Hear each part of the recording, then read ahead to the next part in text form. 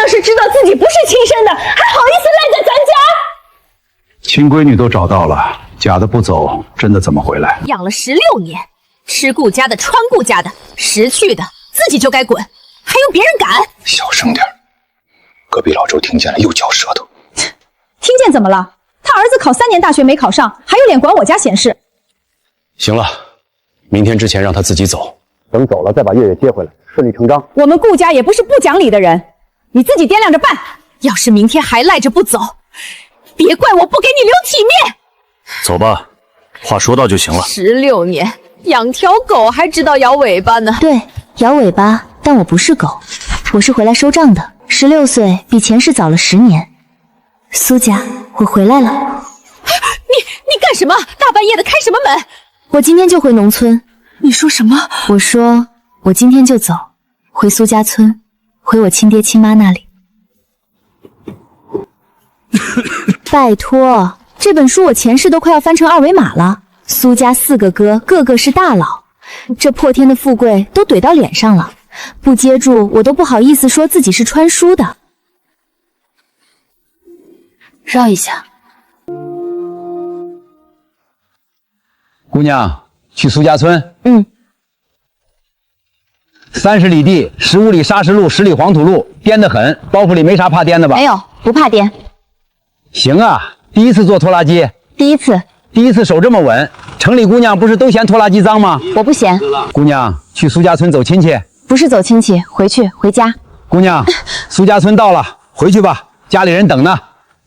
回来了。你找谁？我不找谁，我回来。回来？回哪儿？回这儿。锅里还有糊糊，自己去盛。你就是那个在城里养了16年的，住几天就得跑，城里小姐吃得了这苦？你手真白。你就是那个在顾家白吃白喝了16年的可怜虫。月月，你爱吃的腌萝卜娘给你装上了，到了那边要听话，别惹人家不高兴，人家是城里人，规矩多。腌萝卜不用了，这些东西带过去丢人。妈，腌萝卜我爱吃。月月，你在这破地方住了16年，真是委屈死你了。看看这手。妈，快走吧，这地方我1分钟都不想多待。以后两不相欠，别想着攀关系。你们和我们不是一个世界的人。老大，带老2、老3下地吧，今天那块坡地得割完。爹，那他……我去收拾那间屋，以前月月住的，东西都带走了，空着呢。那屋里没啥东西，被褥让你娘找一床。咱们家穷，你将就些。有床就行。那他以后就住月月那屋。你叫什么？我没叫他，我叫他婉婉。人家在城里养了16年，你倒是自来熟。他本来就比月月好看嘛。好看能当饭吃？能。好看的人做饭也好吃。你吃过？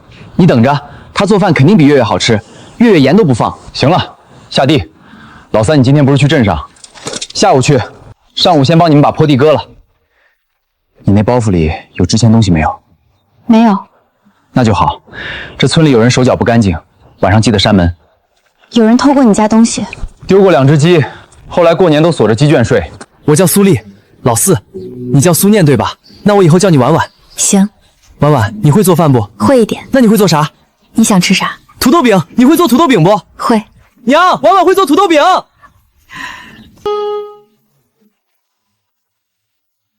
大哥、三哥，婉婉做的土豆饼比集上卖的还好吃。你又偷吃？我没偷吃，婉婉让我先尝。让你先尝还是你抢的？她让我先尝，我就先尝，不一个意思。大哥，洗手吃饭吧，糊糊也煮好了。好吃。咽下去再说话。你从顾家出来，他们给你钱了没？没要。一件值钱的也没带。带了一本笔记本，不值钱。那你就是净身出没。本来也不是我的东西。你以后打算怎么办？什么怎么办？你不打算回去了？我回哪儿去？这就是我家。你知道咱家多穷吗？今天这顿土豆饼，油是借的，花椒面是大姨年前给的。我知道。你上午在厨房，米缸快见底了吧？见了。那你还不跑？大哥，你后颈那道疤怎么来的？你不说也行，我就问一个问题，你那时候跑了没？明天多做点饼，老三要骑远路，给他身上带2张。那疤别跟爹提，他到现在还睡不着觉。好好看着家，别让你弟弟们饿着。知道。那丫头，我不是让你看着她，我是说，你看着她点儿，别让她干太多活。她在顾家长大的，没做过。我看着，他昨天做了土豆饼，还找到了花椒面。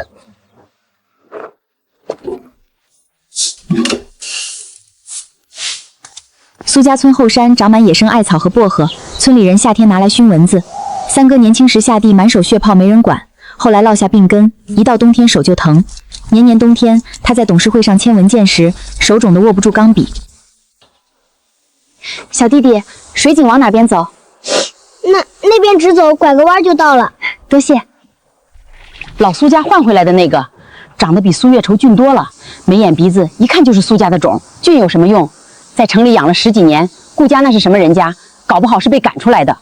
丫头，你是苏家刚换回来的亲闺女？是呢，奶奶。哟，瞧瞧这模样，笑起来跟沾了蜜儿似的。你叫啥名？苏念。苏念，这名真好听。大户人家取名就是讲究。奶奶您过奖了。苏家丫头，你这罐子装的啥？还特意拿到井里镇着？我熬了点东西，哥哥们下地干活，手上都磨出血泡了，这个能治。你还会这个？瞎琢磨的。比苏月勤快多了。以前月月别说送水，饭都不做，是不是亲生的？差这么多。你们说顾月会回来不？我看悬。顾夫人瞧不起苏家，苏念这打扮，搞不好是被赶出来的。这破地割不完的割，渴死了。以前月月在家，好歹给口水喝，少提他。人家现在姓顾。大哥你呢？喝你的。大哥、二哥、三哥、四哥，你怎么找到这儿的？一路问的。这是啥？泥巴糊？草药膏，艾草和薄荷熬的，治血泡。城里小姐过家家呢，哪有草能治血泡？三哥，闻着还挺清凉，你别瞎凑热闹。三哥，你手上全是血泡，明天锄头都握不住，试试。我才不抹，谁知道你摘的什么野草？那我放这儿了。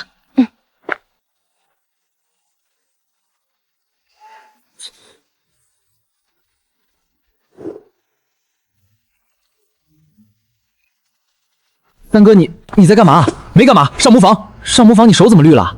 月光照的，月光照出来是绿的，你管得着吗？回去睡觉。你在用婉婉那个药膏？没有，我都闻到了。呸！你还说人家是泥巴糊？你个大嘴巴！明天敢说出去一个字，我让你骑不了自行车上学！闭嘴！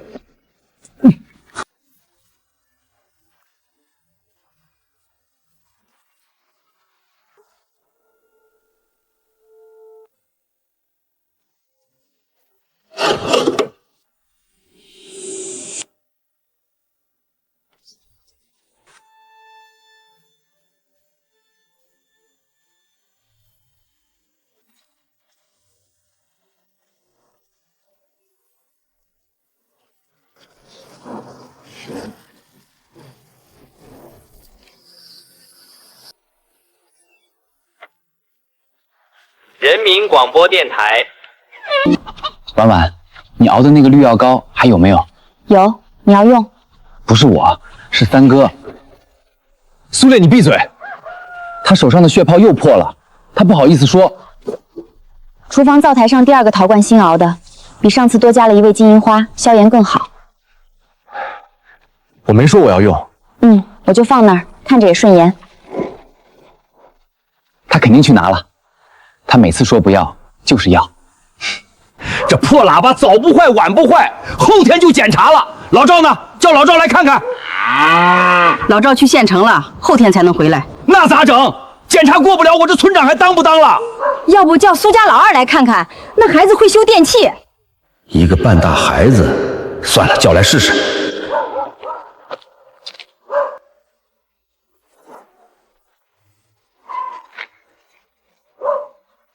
喂，响了，哈哈哈！你小子行啊，跟谁学的？自己学的。那你看看咱村那几个广播，有好几个都不响了，你能给修修不？能，但要线，铜线。线我给你找，明天1天你全给修了。你自己挣的，自己拿着，我不用钱，你买书不用钱，给他。我不用。收音机是你拿给我的，让他给你买个新螺丝刀吧。你那个自制的，我看着都替你丢人。听说了吗？老苏家老二把村广播全修好了，村长到处夸，说这孩子是天才。何止广播，上次我家那口子去镇上农机厂，厂长拉着他的手问：“你们村那个苏恒能不能让他来厂里看看？苏联进口的，人家县里工程师都修不好，他能修？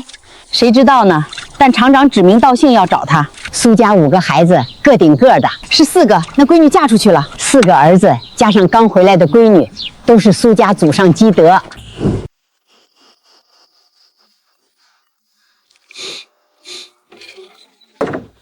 我就知道，你属猫的，走路没声。我一直坐院子里看星星，你没看见我。你又没血泡，预防不行。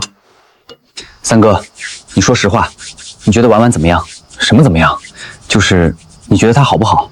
做个饭熬个药膏，你就被收买了？那你半夜偷偷用她的药膏？药膏好用跟它是两码事，是吗？是。我告诉你，苏丽，你别以为他做几顿饭、熬几罐药就是自己人。可他回来了，回来是因为顾家不要他，不是因为他想回来。你怎么知道他不想回来？你太容易信人了。月月走，你哭没哭？我没哭。你哭了，我看见了。你躲在鸡冠后面擦眼睛。月月在咱家住了16年，走的时候连头都没回。他把娘给他腌的萝卜扔在地上，说丢人。你忘了，我可没忘。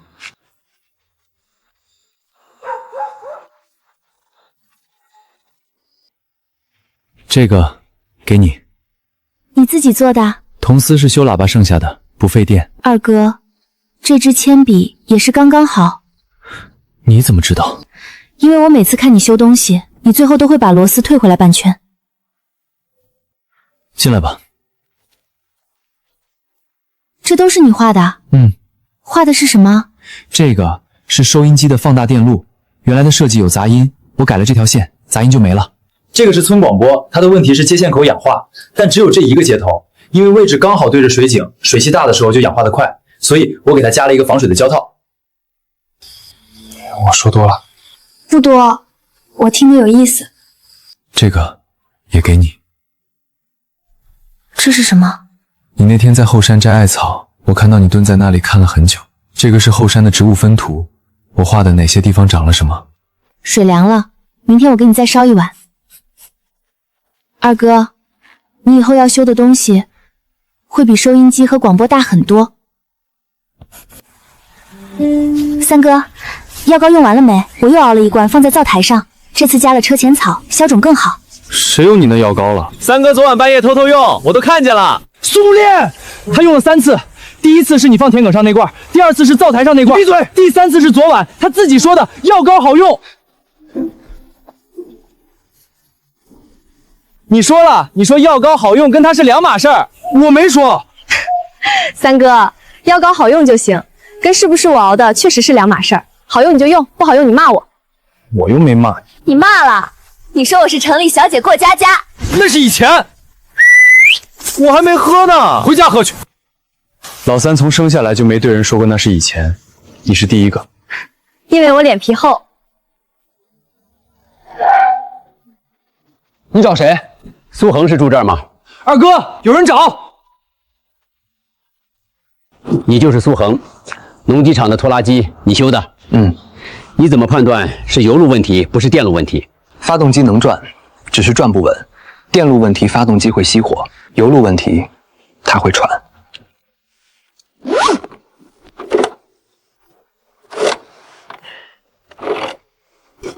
这3台，一台是农机厂的调速控制器，一台是现印刷主的电驱动器，一台是我们局里的检测仪器。3台都不工作了，报废单都填好了。你要能修好，我给你申请一个县里的技术鉴定。有电路图吗？都没有。这几台都是50年代苏联进口的，图纸早就丢了。那我自己画。你自己画？先拆开看，看懂了就能画。多长时间？不知道，修好给你。这孩子跟谁学的？自己学的。自己学能学到这个程度？他拆了3年东西，拆完再装回去，装不回去就再来。赵师傅，喝口水吧。我二哥修东西的时候不让人打扰，可可能要好几天。你是他妹妹。你们家一个比一个有意思。二哥，你再不吃，我就要喂你了。放那儿。上次你也说放那儿，放了3个小时，糊糊都成砖了。什么叫糊糊成砖？你看，放那儿吧，这块可以留着。留着干嘛？做模具，这个形状刚好能卡住调速器的外壳。二哥，在你眼里是不是什么东西都能用来修机器？你呢？你看什么都能做高腰。那是因为后山长什么我看得见，你眼里那些东西我看不见。现在你看见了，热的。废话，刚出锅的。第1台修好了，明天开始第2台。不休息1天？那个工程师说报废单都填好了，我想看看填了报废单的东西还能不能活。能的。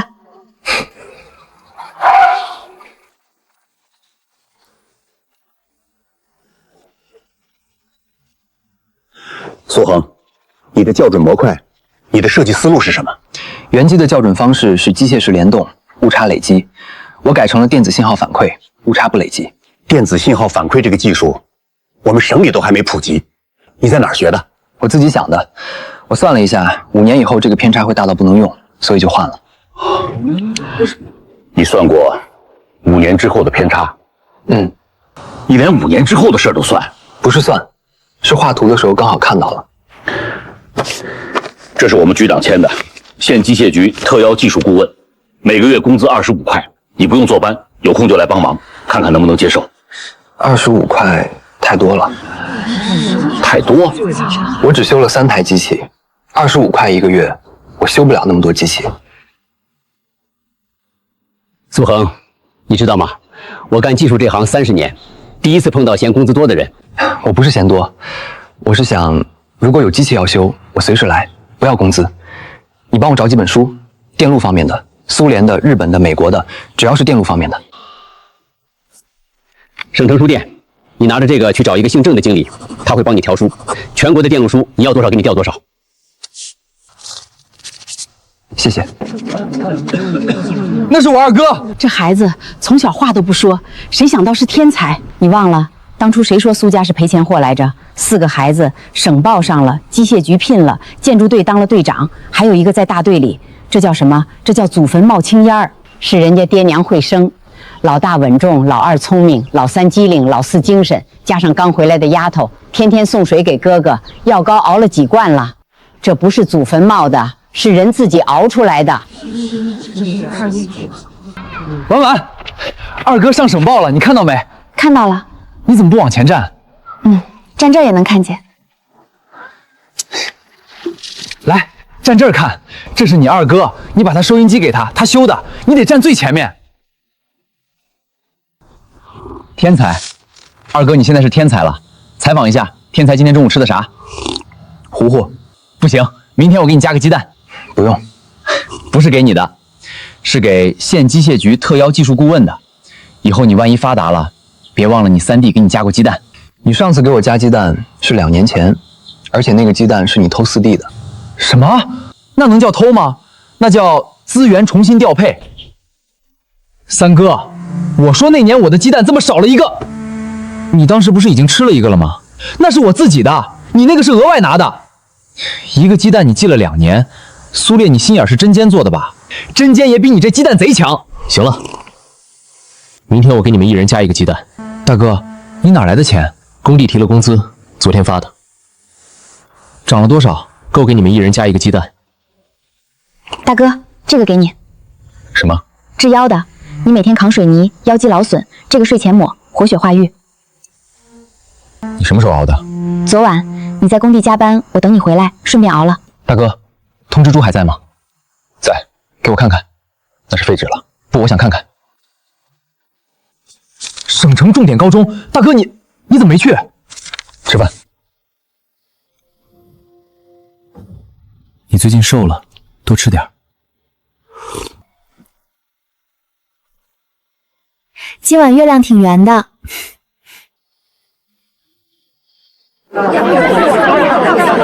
没了！我排了2个钟头，你跟我说没了。这个月的指标卖完了，下个月再来。下个月？我家的麦子都快黄了，没化肥要减产1半。这是上面统编，你跟我吵有什么用？找县长去。月底指标卖完，每个月都不够，几百号人白排。镇上化肥永远不够卖，谁有货谁就说了算。但货在哪儿？省城农资公司的仓库里堆着几百吨卖不掉的化肥。你怎么知道？书上看过，农资公司每年都有积压，包装破损被供销社退了货。你还知道什么？省农资公司业务科长姓于，他手上压着几百吨破损化肥，今年再清不掉就要被扣奖金。破损化肥，供销社不收我不怕，但运费呢？从省城运到镇上，运费谁出？你跟他谈，让他出运费，他巴不得清库存，你帮他解决库存，他帮你出运费，公平交易。我需要一个介绍信，苏云贸易还没注册，我是个人。周守义那边，我去帮你说。上次二弟修了村广播，周守义欠咱家人情。明天一早去省城。苏家村的，我叫苏成，我来谈一笔买卖。买卖？你多大？有18吗？17。但我要谈的买卖跟我多大没关系，跟你们仓库里那几百吨破损化肥有关系。谁告诉你化肥的事儿？没人告诉我，我猜的。每年供销社退货，你们收不回来钱堆在仓库里，今年再不处理就要上报作废。那您的年终奖够了。你跟我进来。你有多少钱？没多少钱。那你来谈什么买卖？我没钱，但我有这个，镇上每月化肥缺口的数字，3个月缺口加起来，刚好是你们仓库积压的破损化肥数量。这些数据你从哪儿弄的？自己算的，在供销社门口蹲了3天，数人头。你接着说。你把破损化肥给我，运费你出，因为你在清库存，价格比供销社低2成，因为包装破了。我拿到镇上卖给农民，农民得实处，我得差价，你得处理库存，3方都赢。你要多少？先批3车，卖得好，下个月再来。3车？你一个没成年的农村孩子能吃得下？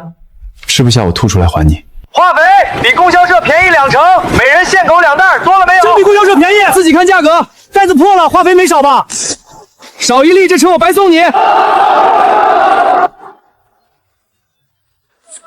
这小子苏家3哥，以前倒塑料苏鞋，现在倒化肥了。他拿的是正式批条，不是黑市，是正规渠道。这路子比咱们硬。师傅，下趟还是你。周5 3车，我给你加1成运费。得嘞，苏老板敞亮。3哥，这车多少钱？不贵。不贵是多少？你问那么多干嘛？你又不会骑。你教我，我就会骑了。等你腿长够了再说。这个送你。账本？字儿真丑。我的字不丑，是你审美有问题。那天你跟我说的农资公司，你怎么知道的？书上看的。哪本书啊？忘了。苏大老板，啧什么啧？写你的作业去。买的？旧的，新的。下次出门带上头盔。我知道，你不知道，你上次自行车都摔沟里，那是3年前。大哥，你能不能别翻旧账？这个给你。你给我这个干嘛？有用。你怎么知道有用？你刚说谁有货谁说了算，但你现在只有批田，有了这个你就能投标，不用经过农资公司。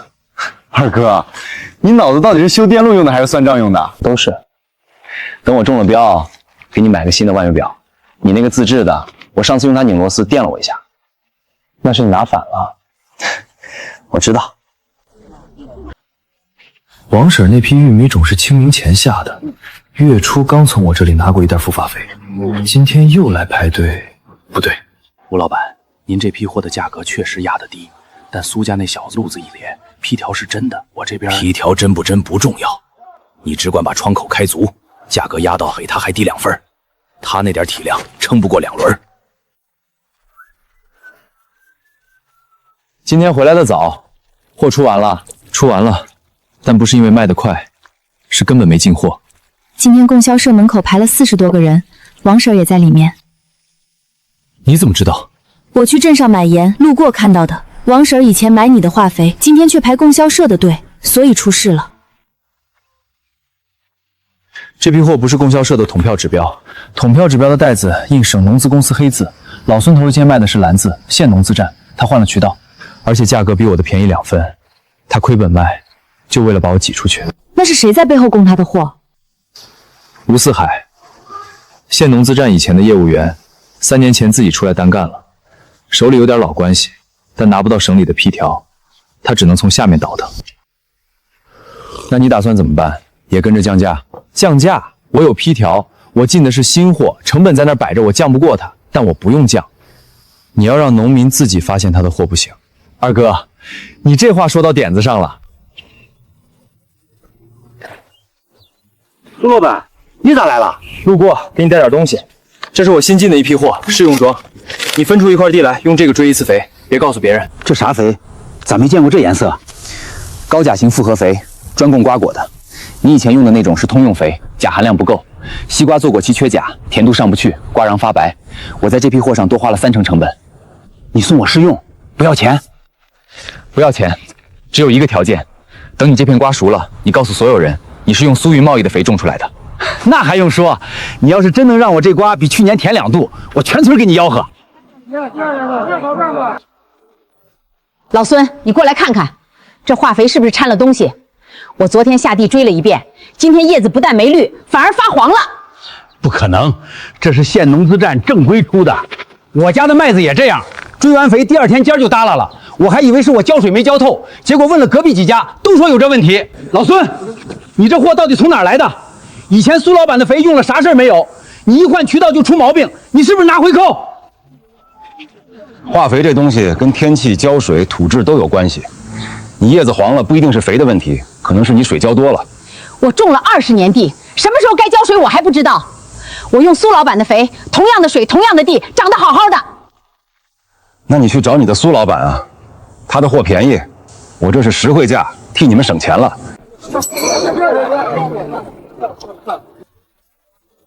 老孙，你把那袋子化肥拆一包给我看看。老赵，你一个技术员掺和这个干什么？掺和，这是我分内的事儿。化肥质量抽检归县农业站管，你以为我天天喝茶呢？看到了，灰褐色，说明这批货的磷含量只有标注量的60%，钾含量更低，几乎为0。你们追这种肥，叶子不发黄才怪。吴四海，你坑我们！你家也有地，你给你自己家的地用这种废料？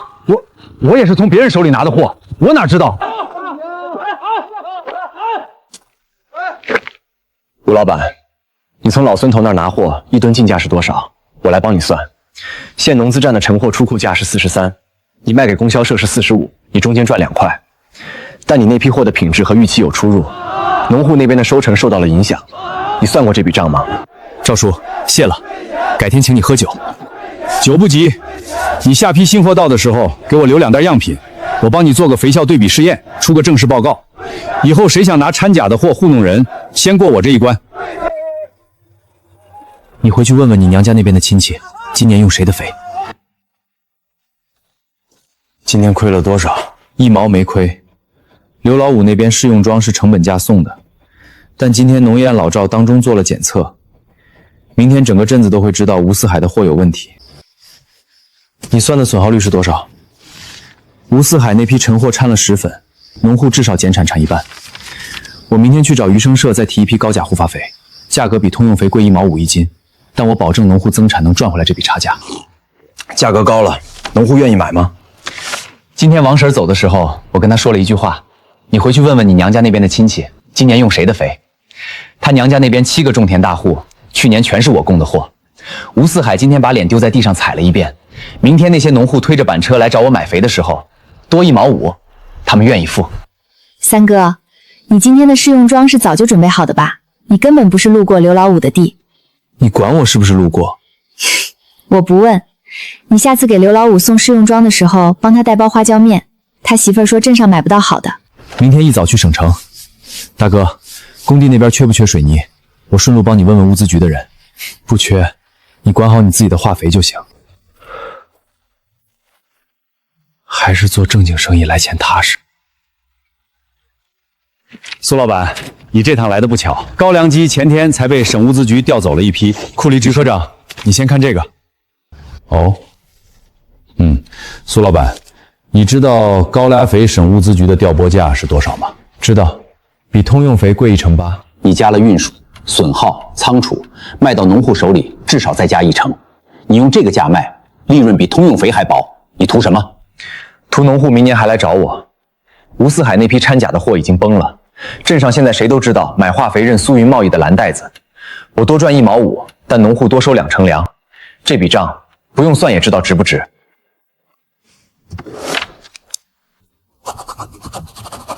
4吨，下周3装车，运费我先帮你垫着，下批货你再补给我。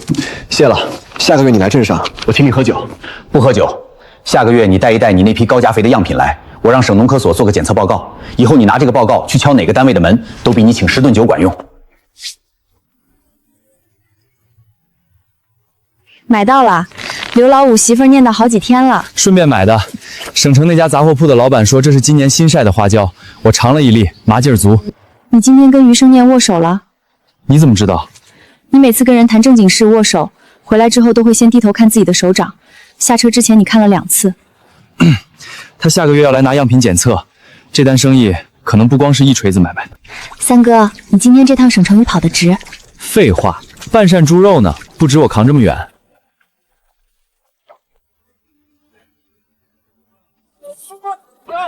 你干啥呢？那玩意儿你看得懂？这个位置2楼外墙，按图纸施工会出问题。你一个扛水泥的看得懂图纸？这是设计院出的图，盖了章的。去，吃完饭赶紧上工。工头，你让我去找项目经理。如果我说错了，下午我扛双倍水泥，不加工钱。行，你等着，我带你去找他。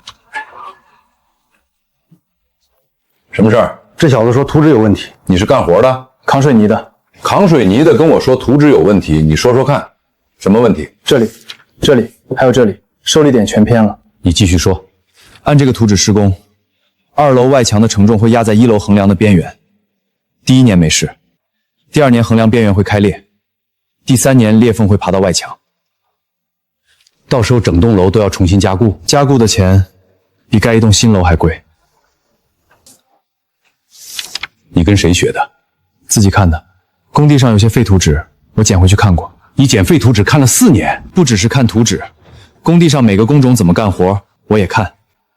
你们2个把这份图纸重新核测一遍，就按他说的3个点。经理，他一个扛水泥的，让设计院重新校核，这要是搞错了也就是多算3张纸，搞对了，这栋楼能多占50年。去算。你叫什么？苏燕，多大了？20，干过施工，扛了4年水泥。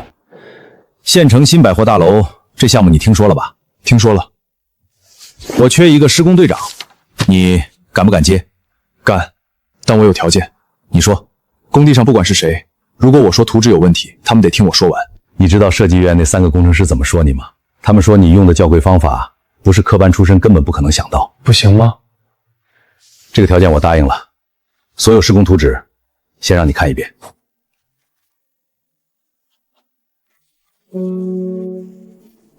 成了。大哥，这是20倍。你以前1个月多少钱？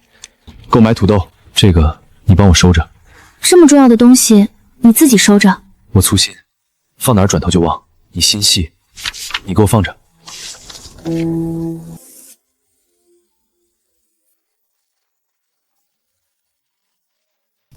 今天什么日子？家里加鸡蛋？你签合同的日子，三哥买的。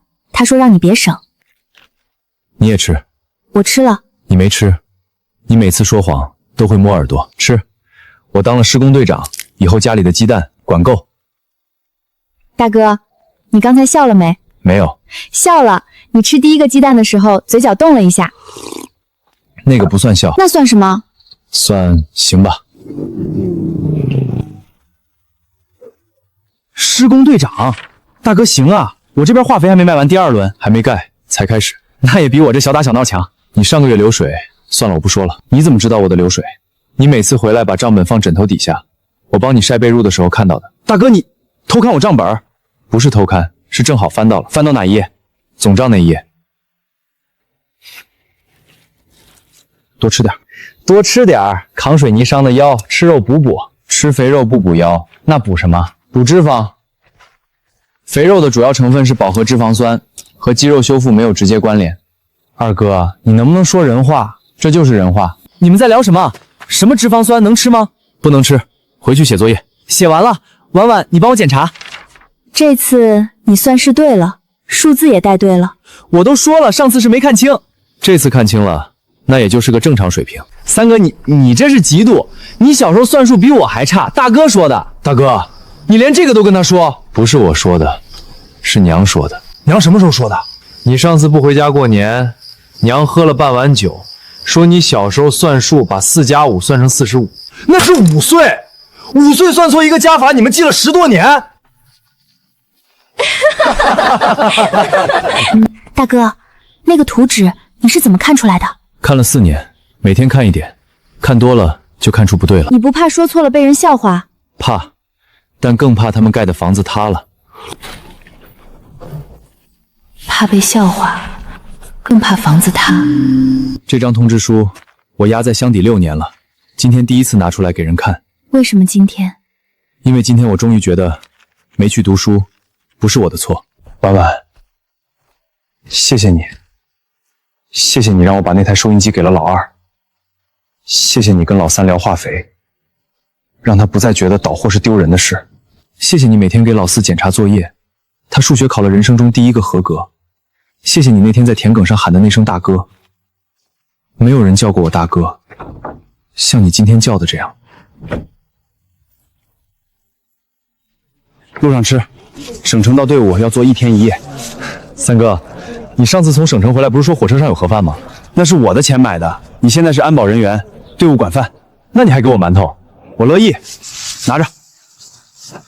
婉婉，你信里写的啥？我能不能现在看？到队伍再看。为什么？因为你现在看了会哭，到了队伍哭了没人笑话你。谁说我会哭？我从5岁之后就没哭过。你7岁那年被鸡啄哭了，那是吓的，不是哭，眼泪都流出来了，不是哭，那是汗。把我妹妹都脸红，到了队伍怎么跟教官说话？婉婉，等我回来给你带队伍的罐头，听说比三哥买的罐头好吃，你先把姿势站好了再说罐头的事儿。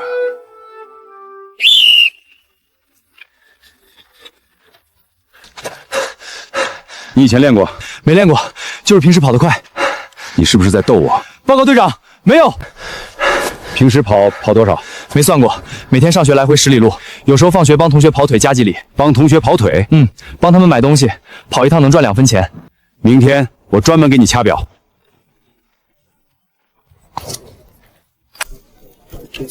苏黎，以前打过？报告，今天第一次。新兵第一次打靶，及格线是多少？6发中靶。见鬼了！苏丽，你这个方案从雷区左侧河道穿过，我自己想的。这条路线我见过，去年保安队伍演习方案里几乎一模一样。我就是看密面图觉得那条路最近。最近的路是直线穿过危险区域，但你偏偏选了一条绕要远的路，刚好是所有路线里唯一不会被敌方火力锁定的。教官，那个直线方案我算过了，雷区是假，演习要真，真到了场地上，没人会把雷区铺在一条直线。如果是我会把雷区往河道方向偏200米，刚好把那条直线全部覆盖掉。所以我选了河道。你刚才说，如果是我，是，如果让你指挥一个侦察排，你第一件事做什么？先把区域图上所有最近的路全部放弃，因为敌人一定会设下陷阱。下课，苏丽，你留一下。苏丽，你的分配命令下来了。我当了15年保安训练教官，你是第2个被侦察队直接从训练连挑走的，第1个已经是队长了。连长，侦察连能学什么？能学到怎么保护你想保护的人。是。这张靶纸我留了3个月，每个来挑人的教官都看过，他们看完只有一个问题：这小子什么时候能来报道？现在还给你。四哥，我说你会保护很多人，但你第一个要保护的是你自己。草药膏我多放了2罐，磨破了就抹。你要是敢给我带一身伤回来，我就再也不给你熬药膏了。说到做到。苏念，苏家的，队伍来的信。婉婉，没给你丢人，你说的对，先保护好自己。我跑了第1，打了10环，被队伍挑走了。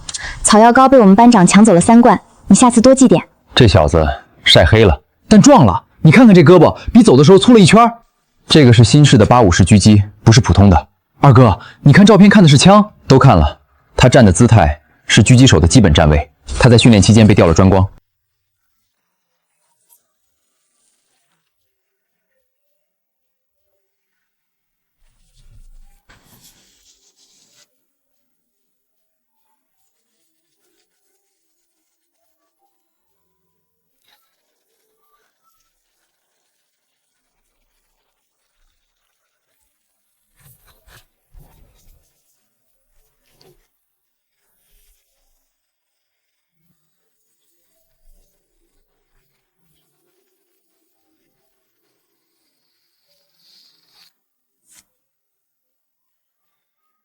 书里写的是对的，他们不是慢慢成长的，他们只是需要一个机会。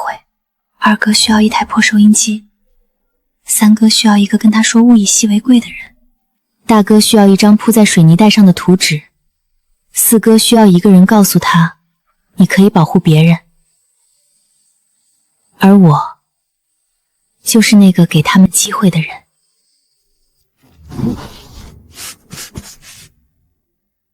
谁有货谁说了算。省城农资公司仓库里堆着几百吨卖不掉的化肥。大哥，你去看一眼2楼外墙。我以后想当兵。你以后会保护很多人。我不是改变了他们的命运，我只是比所有人都早一步，看到了他们本来的样子。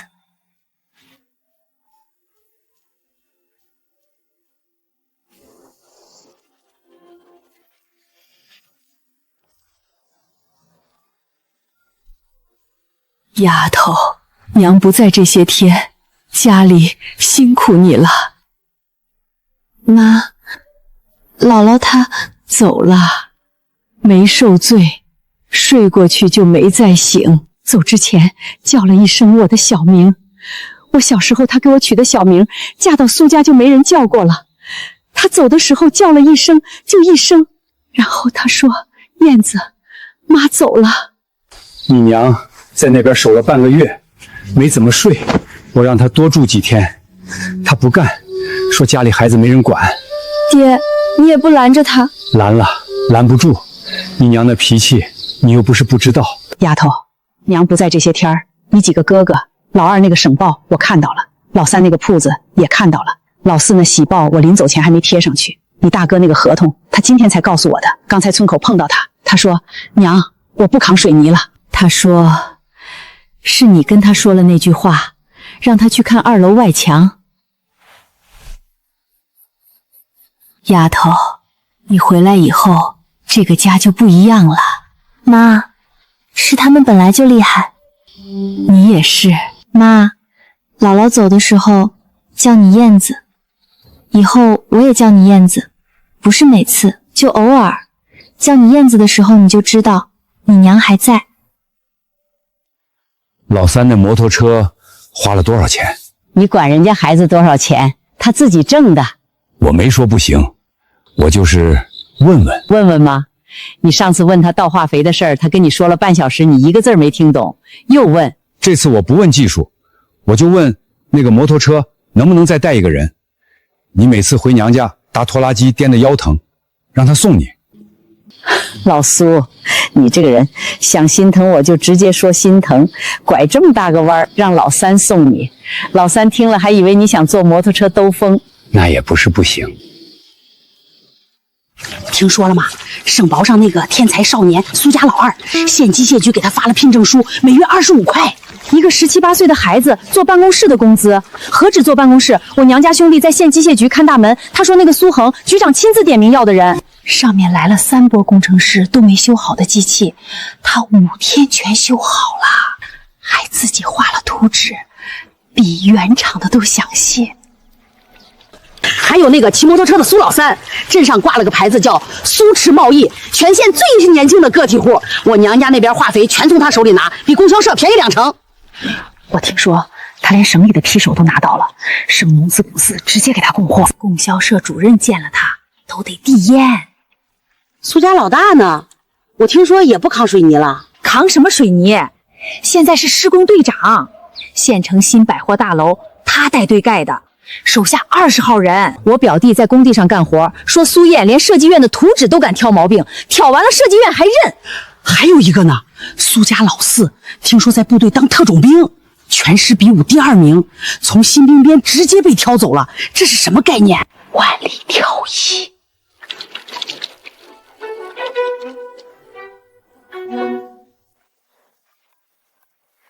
当初谁说苏家是赔钱货来着？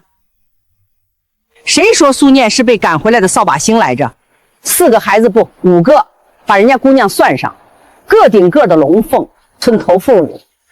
那个苏念回来几天，给哥哥们送水、熬药膏、做土豆饼。他没来之前，苏家4个儿子什么样？老大扛水泥，老2不说话，老3倒货被人骂，老4跑个步都被说脑子有病。他来了以后，老大当了队长，老2上了省报。可不是，我早些就说了，苏念那丫头面相好，笑起来跟沾了蜜似的，旺家。老3挂了自己牌子，老4进了特种部队，这是巧合？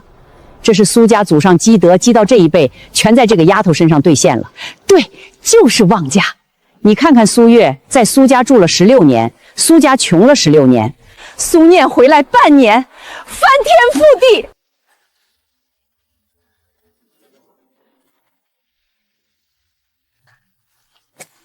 念儿啊，来打水，来，我帮你压。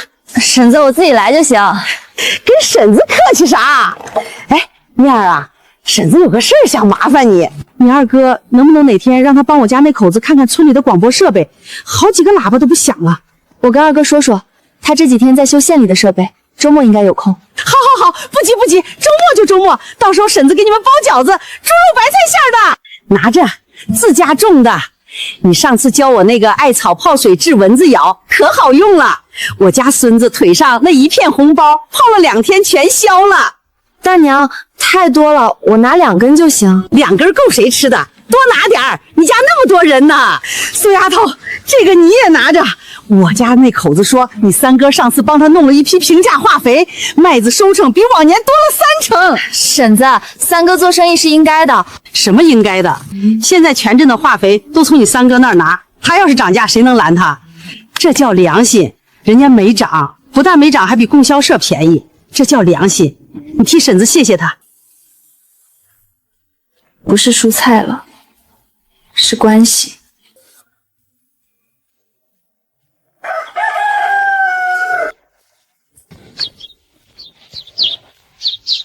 念念，你去打水还是去赶集了？村里人给的。谁给这么多？黄瓜是大娘给的，腊肉婶子给的，布料是我不认识的一个婶子给的。他说3哥帮过他家化肥的事儿。这块腊肉王家婶子家的吧？他家腊肉最好，以前过年的时候老远就能闻到香味儿，月月每次路过都咽口水，人家从来不给我。现在倒好，送这么大一块。你这次探亲假几天？5天，后天就走。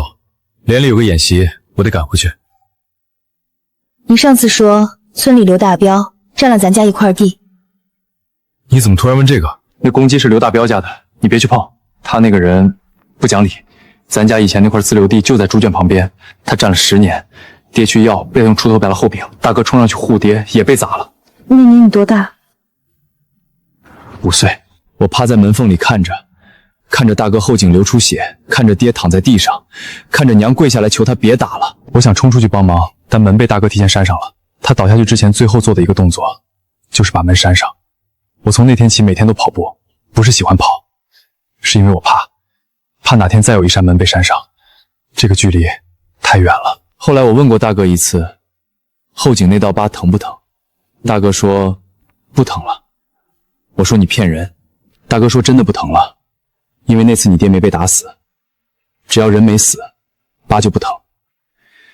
我一直不太懂这句话，后来在部队第一次打靶10发全中，班长问我为什么能打这么好，我没说，但我知道我在靶场上瞄准的不是靶，是那个我5岁时没能冲进去的院子。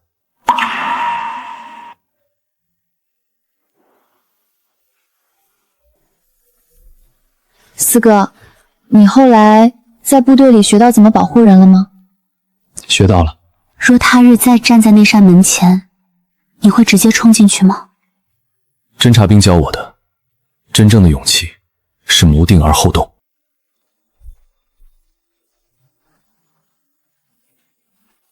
你俩看什么呢？看那个猪圈。你跑那么远去当兵，回来还是看那个猪圈？不是看猪圈，是看咱家那块地。哪块地？被刘大彪占的那块。上次帮大哥开介绍信，我在周守义那儿翻过村里的土地档案，档案盖着红章，那块地是苏大山及后代自留地，民国37年起就归苏家。民国37年，也就是48年，爹还没出生，是爷爷传下来的祖地。那刘大彪凭什么占了10年？凭他是刘大彪，凭当年村干部怕他，凭爹去要地的时候你们也看到了，凭的是不讲理，而且是没人敢跟他讲理。现在有人了。以前我们家只有4个人，现在我们家还有这些，不是一家人，是全村。他们欠咱们的人情比刘大彪欠咱们的地多，让子弹飞一会儿。你这话跟谁学的？看电影学的。哪部电影？还没拍出来的电影。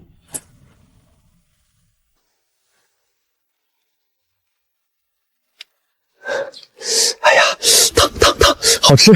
还没上桌呢，你个馋鬼，在部队没饿着你吧？部队馒头是方的，没咱家的圆。方的馒头吃着像在啃砖头。方的也是馒头，你在部队没少偷吃吧？看你胖了，部队把你喂得不错。那不是胖，那是肌肉。侦察连每天负重跑5公里，不信你摸。是比走的时候粗了。娘，你这馒头比以前甜。一样的面，一样的手，怎么以前不甜，现在甜？以前你没笑这么多。是娘以前没笑够。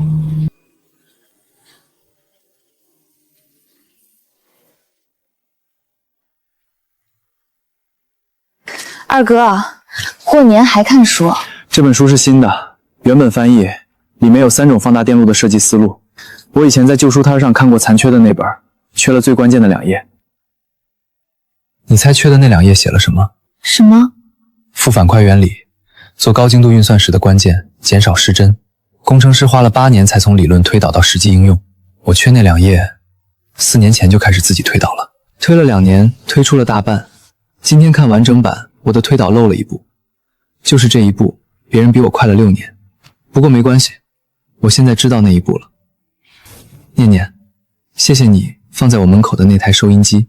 如果那天你给的是一台好收音机，我打开听一下就放下了。你给的是一台坏的，他逼我拆了它。拆了它，我知道我缺的不是手艺，是书。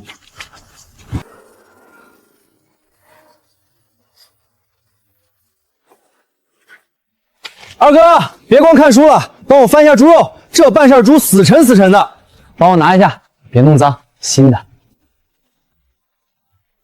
二哥，你抬稳点儿，你那边高了。我这边高是因为你那边矮，你弯腰。我多高你多高？我比你矮3厘米，我弯了。2个天才，抬个猪肉都不会。不是杠杆，是重心。猪肉的重心在腹部，你俩抬的是前后腿，陆距分配不均。别聊物理了，聊多了猪肉掉地上，晚上吃灰。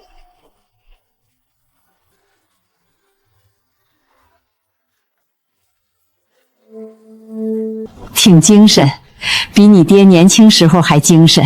我年轻时候比他精神，就是没他运气好。我那会儿穿个新衣服，被刘家那几个抢了，拿泥巴糊了我一身。你大哥穿新衣服，全家帮他看着，没人敢糊他。娘，部队来线了。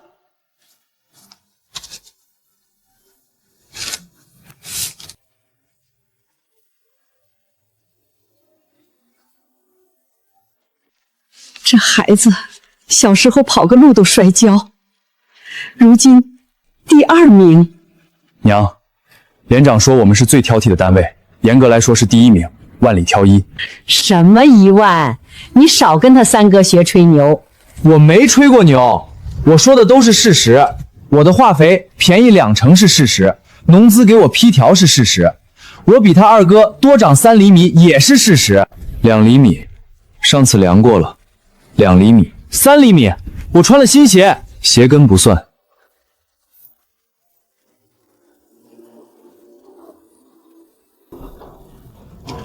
贴正堂墙上，跟老二的省报并排。今年我们苏家从头开始，老二、老三、老四还有念念。念念刚回来那天，我蹲在院里喝糊糊，连头都没抬，锅里有胡树自己去盛，就说了这一句：哥，那碗胡树是我这辈子喝过最烫的一碗，烫得我眼泪都快出来了。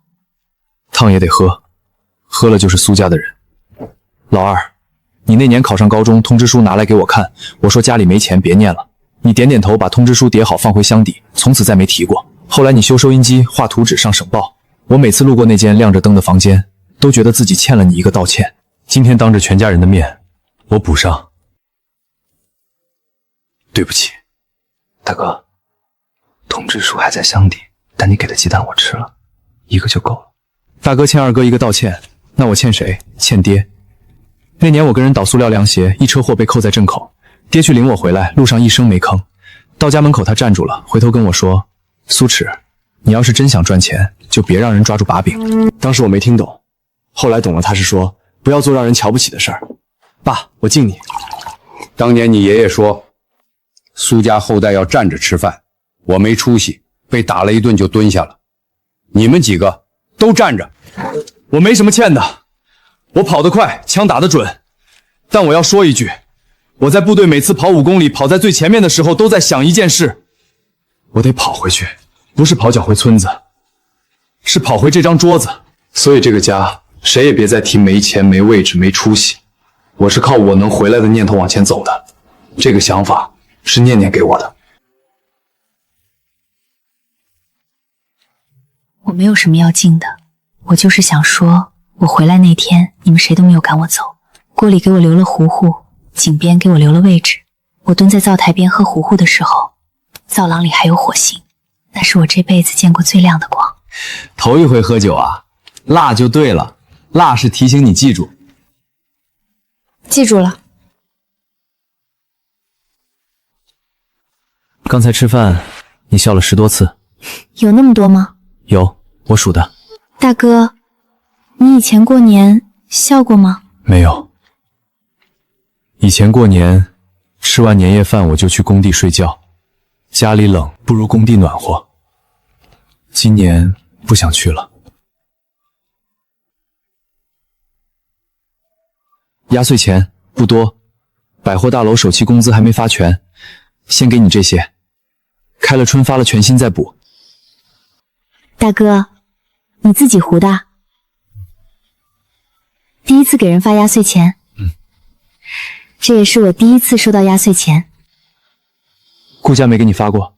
发了，给顾月发的时候，顺便也给我了一个红包，里面是1块钱，顾月的是5块，不是因为他们拿错了，也不是怕我觉得不公平，他们就是不在乎我觉不觉得不公平，而且他们觉得我能看懂那个差距，看懂了就应该更识趣。一个红包2块，分成了2种价格。以后每年过年我都给你发压岁钱，不顺便，不是从别人的里面分出来一张，是单独给你的，就你一个人的。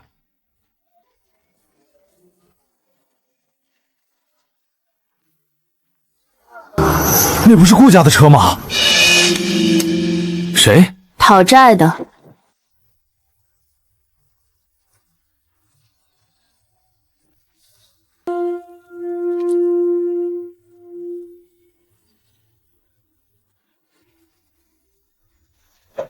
你拿这些干嘛？弹药。苏念，出来。顾夫人，好久不见，进来坐坐。不必了，我们来谈正事。根据抚养条例，苏念的户籍目前仍在顾家，法律上他和顾家的权利义务关系尚未解除，要么人回去，要么把16年的抚养费结清。顾家养了他16年，吃穿用度哪样不要钱？粮食、布料、学费、医药费，16年哪一笔不是从顾家账上出去的？医药费？念念上次发烧40度，你们送他去医院了？那天我自己去的，扶着墙走到厨房，倒了杯水。顾夫人让我别把水滴到地上。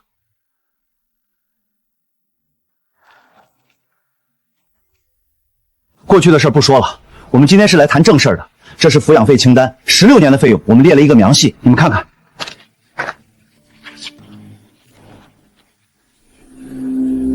就这些。你说什么？我问，就这些，16年吃喝拉撒就这个数？这个数目是合理的，我们算了3年。不用解释，我说了就这些，不是嫌多，是觉得你们要少了。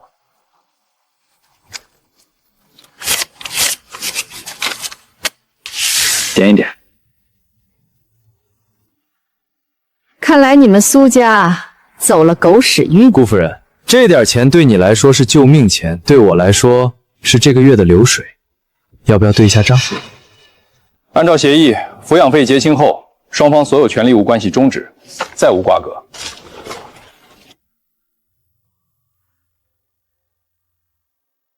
等一下。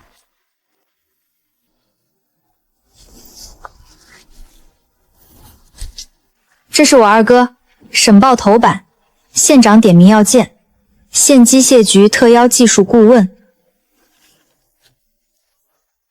这是我大哥县城百货大楼施工队长，设计院校核过的图纸，他挑出了3个漏洞，全认了。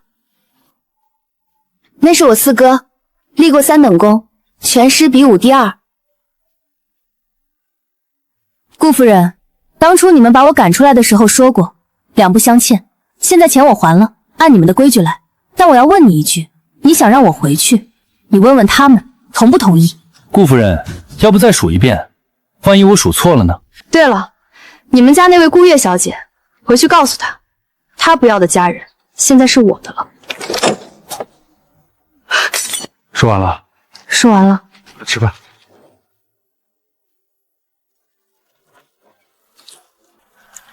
三哥，刚才那个钱别提，已经还了。我是说，你钱包里怎么带那么多现金？做生意的，身上不带现金，人家不信你能付款。不过我跟你说实话，刚才我数钱的时候，手也有点抖。我没看出来，因为我练过，在农资公司跟于科长谈价格的时候抖过一次，差点让他看出来了。后来我每天都数10遍钱，不是想钱，是练手稳。练了1个月，今天终于用上了。那个律师说双方再无瓜葛，你们注意到了吗？他说的是双方，不是顾家，是双方，这个词用得很准。二哥，你在怎么听律师说话还分析用词？我在听。律师用双方，说明他看过苏家现状，他不敢用单方面的描述。那个律师刚才走的时候给了我一张名片，说以后公司如果需要法务咨询可以找他。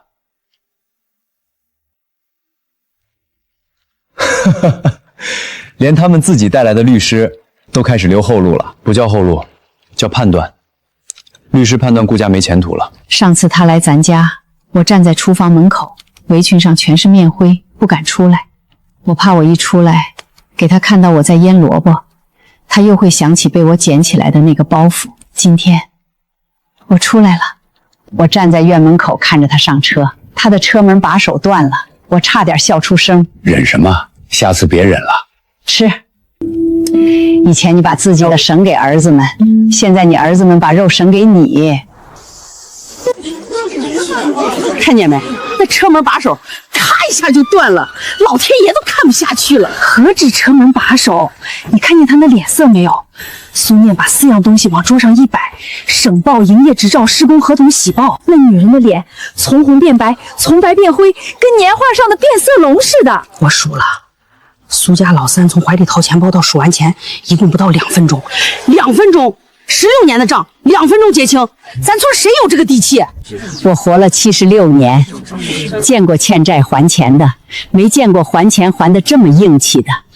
苏家那丫头往桌上摆4样东西的时候，我忽然想起她第1天来咱们村，站在井边抱着个粗瓷罐子，村里人谁不正眼看她？现在谁还要她正眼看？轻了，少了那个数，后悔了？不是，是在想，这钱包之前有这么重吗？那个数是16年，一个孩子从生下来到16岁，吃的、穿的、用的。今天我替顾家算完了这笔账，才知道爹娘养我们4个花了多少。咱们家4个儿子加1个闺女，爹娘这16年花了几个这样的数？没算过。为啥不算？不敢算，算了就过不下去了。你大哥的合同也该贴墙上，你的执照也该贴墙上。我那执照贴墙上干嘛？又不是奖状。在娘眼里就是奖状。你小时候别人骂你投机倒把，你回来不吃饭，一个人蹲在鸡圈后面。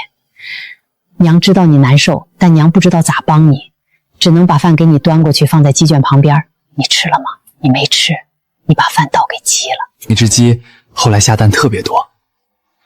你这个人跟你爹一个德行，难受的时候不说难受，拐弯抹角讲笑话。我没教他，他自己学的，也没全学会。爹上次腰疼，娘问他要不要贴膏药，他说不要。娘转身，他偷偷往腰上贴了2张，把娘的膏药贴光了。娘发现的时候，他还不承认。那是因为你娘的膏药不好用，还不如念念的。他给爹熬的那罐放了透骨草，我去工地之前给他说过爹腰不好，他第2天就熬出来了。多吃点儿。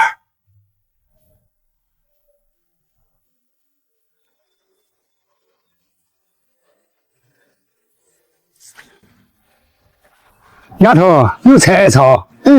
上次熬的那批快用完了。三哥说他手上血泡虽然好了，但冬天还是有点疼，我想多备几罐。你三哥那个手不是血泡的问题，是年轻时候烂了没管，寒气进去了。艾草只能缓解，去不了根儿，你得加一味调火。后山没有，要去镇上药铺买。多少钱？不便宜，但你家三哥应该买得起。今天村里都在说你把顾家那个夫人给怼回去了。没怼，就是摆了几张纸。那几张纸比怼人管用。你知道村里人最怕什么吗？最怕顾家回来把你要回去，不是怕你走了没人熬药膏，是怕你走了，苏家又变回以前那样。我这条腿当年在山上摔断过，骨头接好了，但走路还是瘸。后来有个老中医跟我说，骨头长好了，但你心里的骨头没长好。你现在走路不是在用腿走路，是在用怕摔的心态走路。那个怕摔的想法已经嵌进去了，比骨头难接。你大哥后颈那道疤，我每次去你家都看一眼。最近这几个月，他不再拽衣领了吧？药膏能治血泡，强虎能去寒气，透骨草能让腰不疼。但让一个有疤的人不再拽衣领，那不是药膏能做到的，那是家能做到的。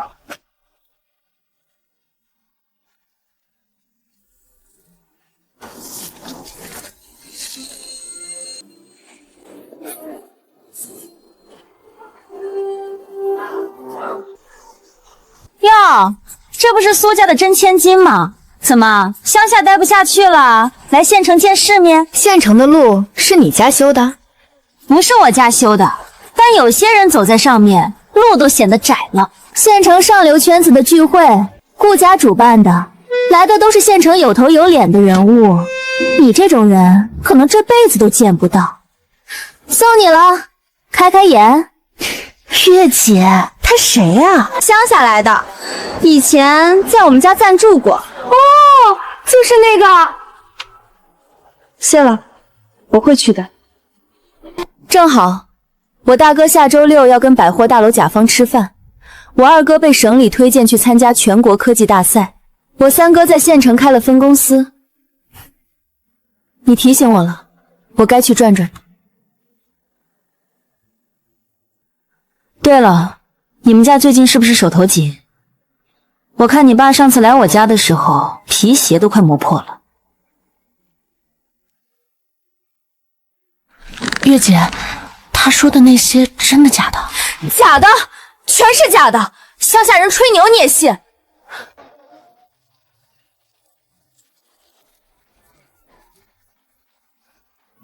老二零件，你怎么知道？你那5金带上印着胜利5金，县里只有这一家卖电阻电容。你今天在街上碰见谁了？你怎么知道？你脸上有那种表情，跟上次顾家来要钱的时候一样，弹药准备好了的表情。鸿宾楼，县城最好的饭店，下周6顾家主办的，他给你的，拍到我手上的。行，下周6我带营业执照，你问大哥二哥有没有空？我还没问。不用问，大哥肯定会去。百货大楼甲方下周也是在县城请吃饭，他本来就要去。二哥，你只要跟他说现场有电子设备，他马上就来。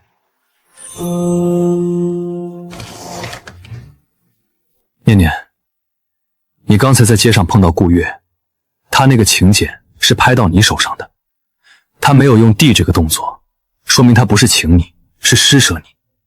但是1周后，我们会让他明白一件事。什么事儿？请柬是用来请的，不是用来拍的，拍了要还回去，连本带利。鸿宾楼下周6顾家主办的上流聚会，请柬上是这么写的，你去？去，不光我去，你们也去。下周6百货大楼甲方也在鸿宾楼吃饭，本来就要去。现场有电子设备吗？我跟你说什么来着？二哥，那种聚会大概有音响，可能还有彩色电视。你要是感兴趣，我去。我不用请柬，鸿宾楼的老板欠我个人情，上次帮他弄了一批平价建材，我带证照去，不是去吃饭，是去谈生意。他们要是不让进，我就说是来送货的。你们要去哪儿？县城有个聚会，顾家办的。上次顾家来要钱，你摆那4张纸的时候，娘站在厨房门口看着。娘当时就想，要是有一天能把那4张纸摆在顾家的地盘上，让顾家的人当着他们自己请的客人面看那4张纸，该多解气。去吧，穿好点儿。你大哥那套中山装，娘给他改过肩，上次百货大陆签约穿过1次，这次再穿。你二哥那制服徽章别忘了。你三哥皮夹克够亮了，再擦一遍。念念，你穿娘给你做的哪件？上次赶集买的那匹碎花布，娘偷偷给你做了件旗袍，本来想等你生日再给你，放在我柜子里，你自己去拿。这也是给你做的，你那双旧布鞋鞋底快磨穿了，娘看你天天往山上跑，采草药、送水、送饭，走路比谁都多，你这脚不是小姐脚，是咱苏家的脚。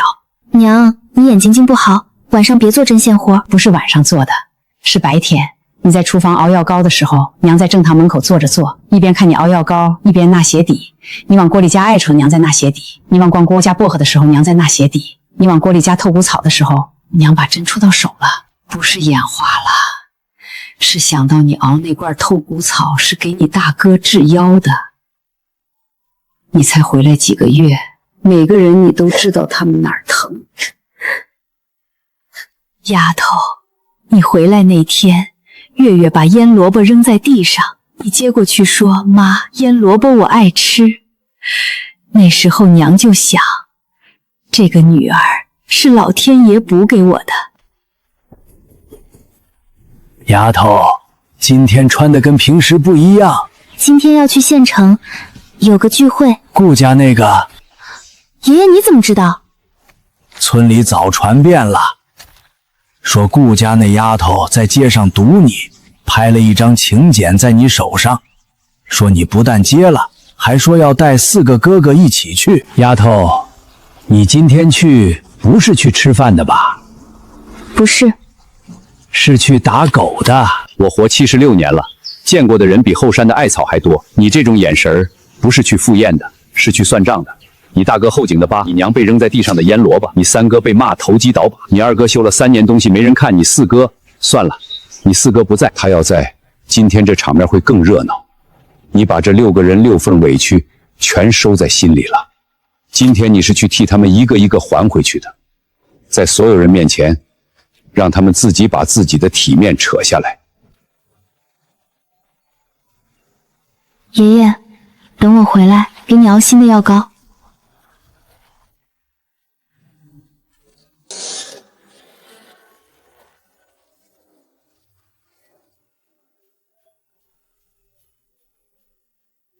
娘做的，好看。就是你能不能换双皮鞋？这双是娘给我纳的，鞋底纳了50多蜡线，皮鞋不如它舒服。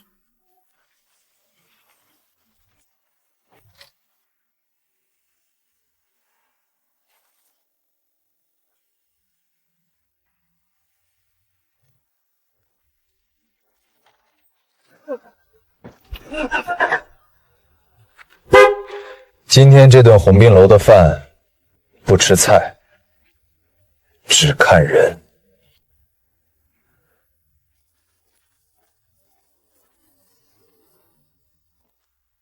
顾月，谢谢你的请柬。你来了，我说了，我会来的。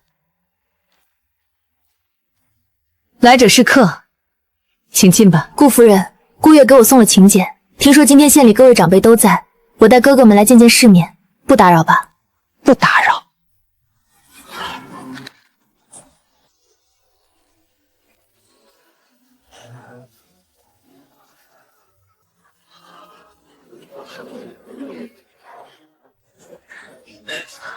月姐，刚才门口跟你说话的那几个人到底是谁呀？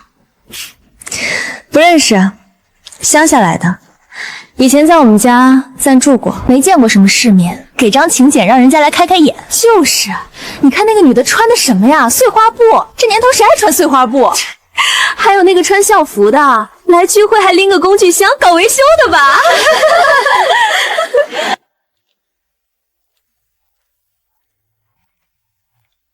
你倒是不客气，请柬是你送的，客气不是浪费你的心意。月姐，县建筑公司的周总来了，你爸让你去门口迎一下。别乱碰东西，这里的东西你赔不起。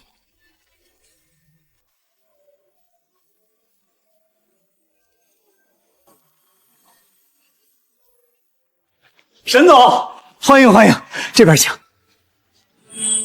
苏叶，苏叶，你咋在这儿？百货大楼1期的工程报告出来了，全省样板。你知道全省1年评几个样板吗？3个，咱县占了2个，一个是你盖的百货大楼。沈总过奖。一个是省建盖的那栋邮电大楼，人家是专业施工队，你是从工人干起来的。甲方问我你是谁，我说苏燕，看一眼图纸就能找到漏洞。甲方问你多大了，我说20。甲方就问你号码了。你上次那个校对方案，设计院拿回去研究了半个月，最后给我回了一句话：这个人如果受过系统教育，能进省级设计圈。好，你什么时候有空来我办公室一趟？2期项目的图纸你先看。顾夫人，今天来的客人挺多，都是你们顾家的朋友。那是自然，顾家在县城也算有头有脸。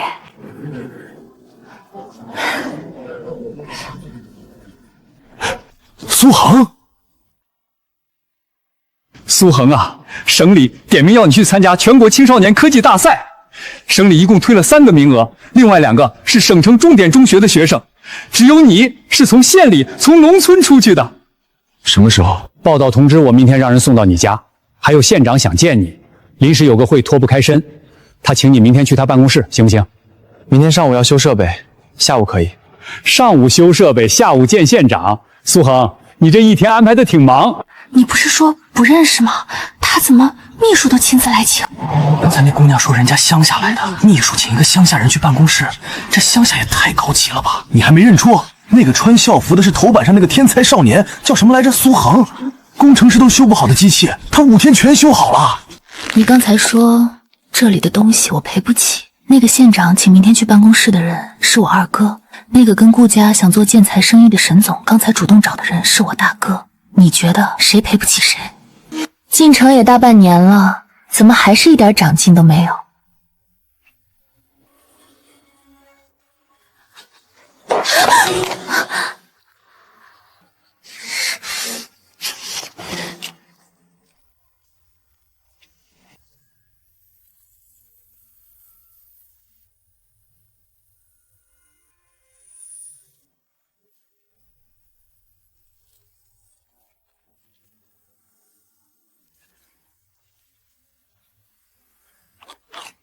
鞋跟上次在街上也断了吧？粘鞋要用鞋匠的强力胶，普通胶水粘不住。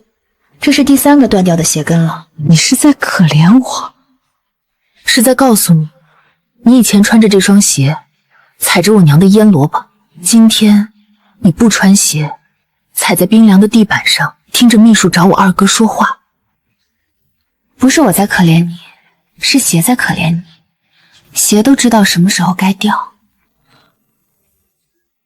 苏老板，听说你上个月拿下了省物资局的批条，我们物资局一直在找稳定的供货渠道，你的化肥模式可以复制到建材上。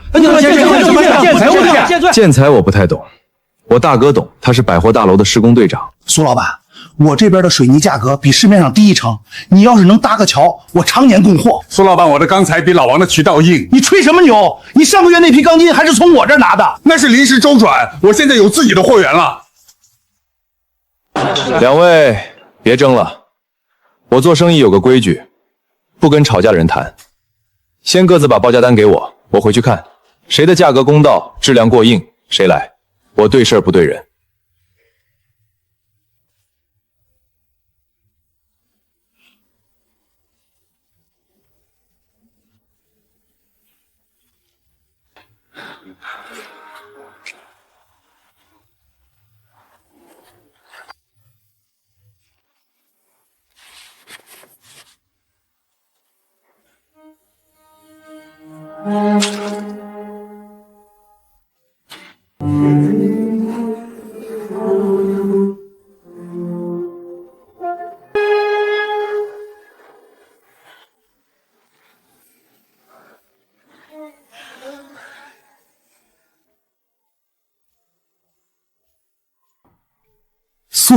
苏恒，你就是那个修好农职场拖拉机的苏恒。听说你连进口的机器都能修，我们饭店的音响坏了好几天了，你能不能帮忙看一眼？带我去看看。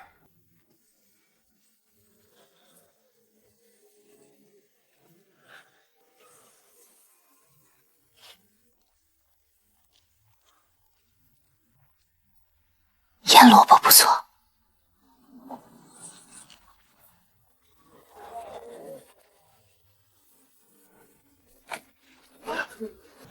明天来修音响，免费。我坐后面就行。你俩别废话了，快上车，外面冷。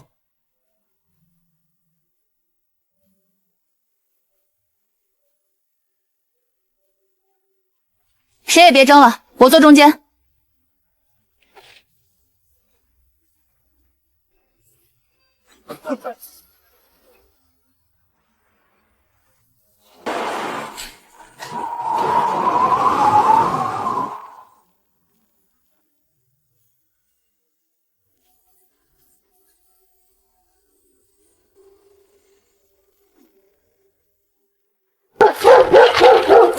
苏家的人呢？出来！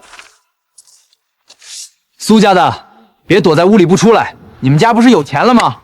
路从我刘家门口过，水从我刘家井里打。从今儿起，水路过路时费每月15块，不交钱也行。把你们家那摩托车推出来抵账。刘叔，这条路是你家的？我说是我家的就是我家的，你一个丫头片子，叫你爹出来说话。我爹去后山了，你有什么事儿就跟我说。跟你说，你算个什么东西？你们苏家现在有钱了是吧？那个骑摩托的老三呢？叫他出来！上次他在镇上抢了我侄子的化肥生意，今天老子连本带利一块算。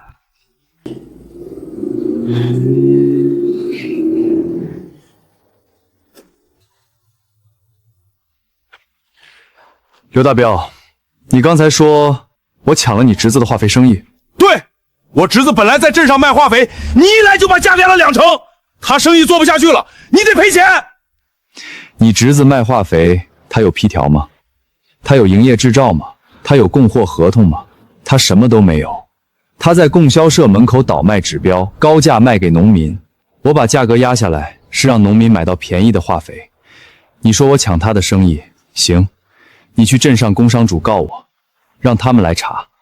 我的批条、执照、合同全在铺子里挂着，随时欢迎查。你别给我扯这些！我今天不是来给你谈化肥的。你们家欠我水路过路费，每月15块，不交，今天这条路你们别想走。喂，保安部吗？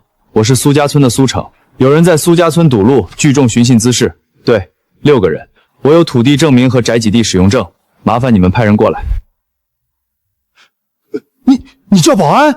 对，你不是要收水路过路费吗？当着保安部的面收，我给你留着位置。谁报的警？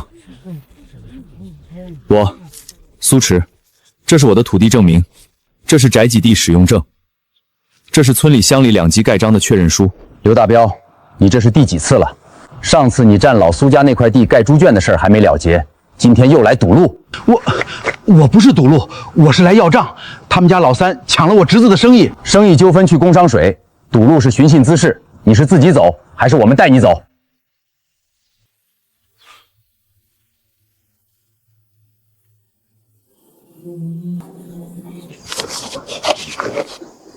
我走。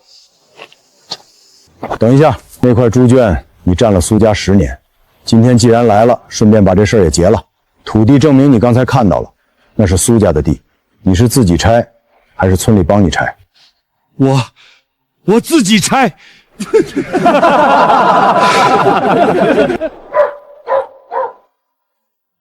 老大，这地以后种什么？婉婉说种艾草，艾草能当饭吃？不能当饭吃，但能治人疼。以前你跟我说，爹，我考上高中了，我说家里没钱，你点点头就去工地扛水泥了，那是这辈子我说过最后悔的一句话。今天这块地你来种吧。那块地刘大彪占了10年，你爹去要过打出来了，第2次被骂出来了，第3次没去，他怕再被打。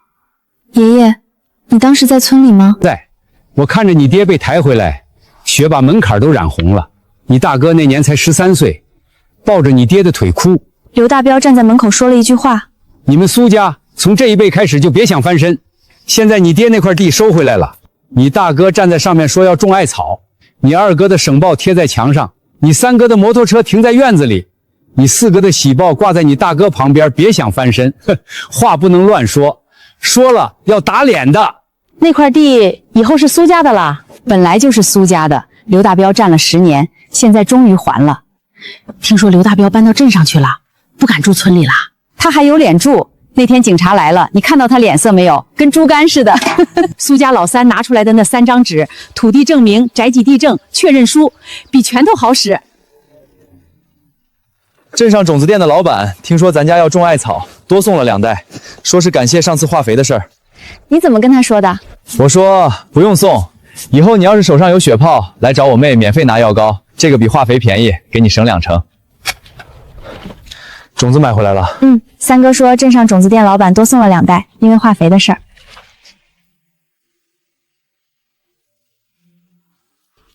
这块地我种。你有没有想在这里种的？我种过药膏了，这块地种你们的。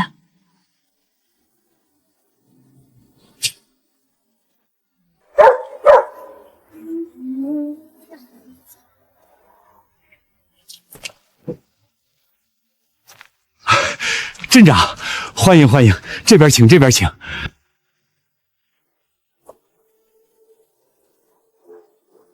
苏家是哪家？门口有槐树的那家？对对对，前面那个院子。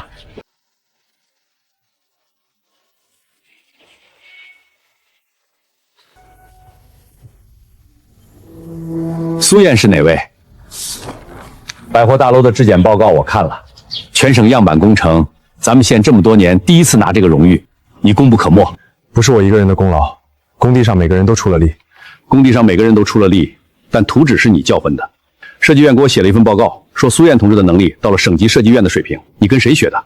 没跟谁学过，就是看图纸看多了，看出不对了。苏恒，全国科技大赛准备的怎么样了？差不多了，就是有个电路设计的方案，还需要再改一下。自己改？你怎么改的？原设备只能测直流电路，我自己加了一个交流模块，用废旧零件焊的，精度不如标准设备，但够用了。把这话记下来。苏恒用废旧零件改造实验设备。苏厂，物资局下个季度的采购计划你投标了吗？投了。有信心吗？有，我的报价是统一价格低1成，同样的质量，同样的批条，我更便宜。如果选了别人呢？我会去问为什么。如果给不出合理的理由，我继续投。做生意不是一次定输赢，是长期。供销社主任跟我说过你，他说苏池这个人做生意最让我放心的地方，不是他便宜，是他不怕比。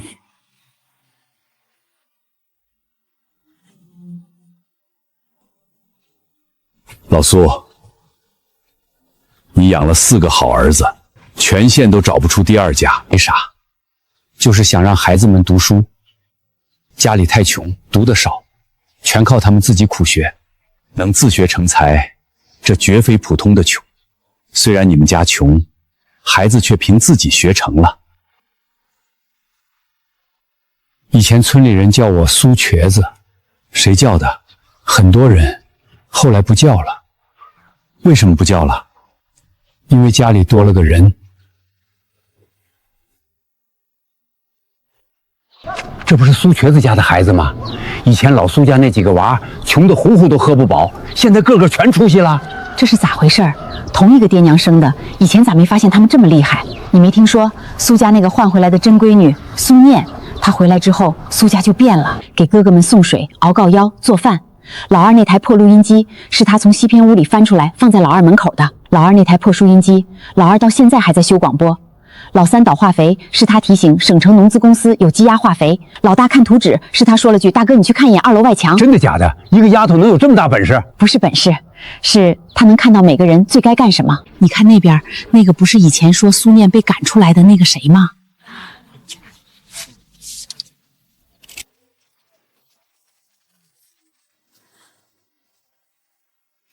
现在知道稀罕了。当初说人家是被赶出来的时候，嘴可没闲着。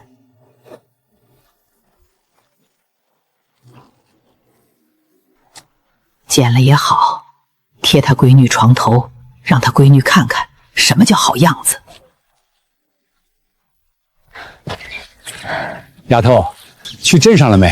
没，怎么了？宣厨坛换新的了，你们家全镇都在看。爷爷，当初我来村里第1天，在井边问你水井往哪儿走，你说你这丫头笑起来跟沾了蜜似的。现在呢？那会儿全村没人正眼看我，现在井旁边没人问我往哪儿走了，都知道我往山上走，采艾草。你刚来那天，我就觉得你不像顾家的闺女，不是因为长相，是因为你问路。你问路的时候，蹲下来跟那个流鼻涕的小娃说话，声音轻的像怕吓着他。那个娃，他爹娘在外地打工，1年回来1次，村里没人蹲下来跟他说过话，你是第1个。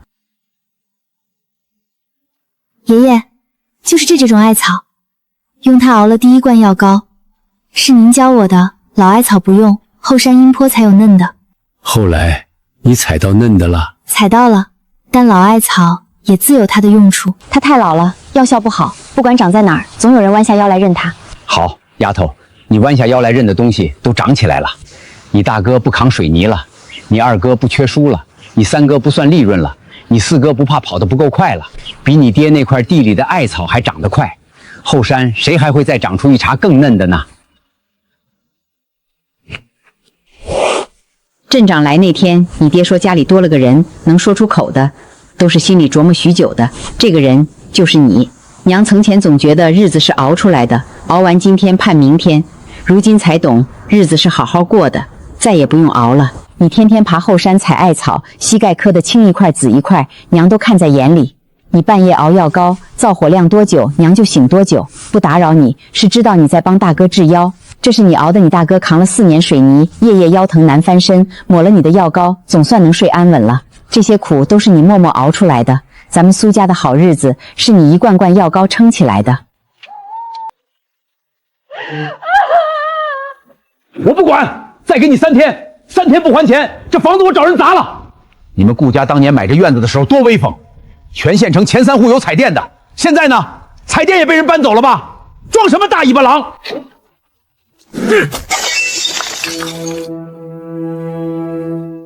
别看了，晦气！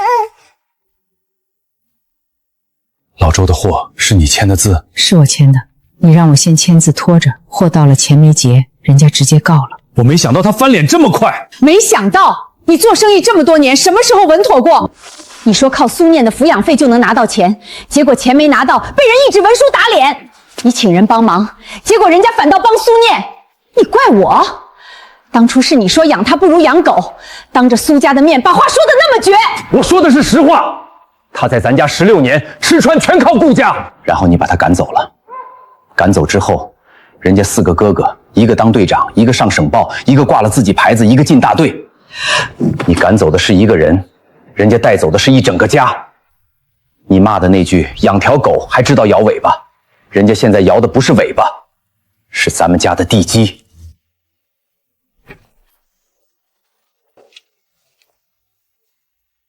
苏队长，坐。我来不是为了我自己，是你顾叔，他欠了一笔债，债主是你们百货大楼那个供货商，姓周的，已经起诉了。他想让你帮他说句话，让周老板撤诉，我们会还的，只是需要时间。顾夫人，周老板是我们百货大楼项目的供货商，他手下300多个工人。如果我去说这个话，我手下100多号人怎么看我？周老板怎么看我？我妹妹怎么看我？我妹妹回苏家第1天，你对她说过什么？你还记得吗？你说两不相欠，别想着攀关系，你们和我们不是一个世界的人。那天我站在院子里听着，我什么都没有说，因为我那时候还不够强，我不敢说，怕说了给家里惹麻烦。现在我是百货大楼的施工队长，盖的大楼被评为全省样板工程。你来找我帮忙，是因为你觉得我现在有能力了，可以说句话了。但我能说这句话，不是因为我当了队长，是因为我妹妹回来了。她给我熬药膏治腰，帮我收好租妹合同，每天早上在我出门前往口袋里塞2个煮鸡蛋。我扛了4年水泥，只有她把我当人看，所以我帮不了你，不是为了那天的恩怨，是因为一个扛水泥的，管不了县长都管不了的事儿。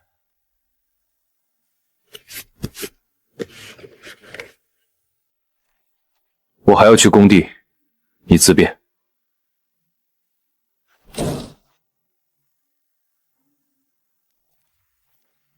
苏总，小跑不在。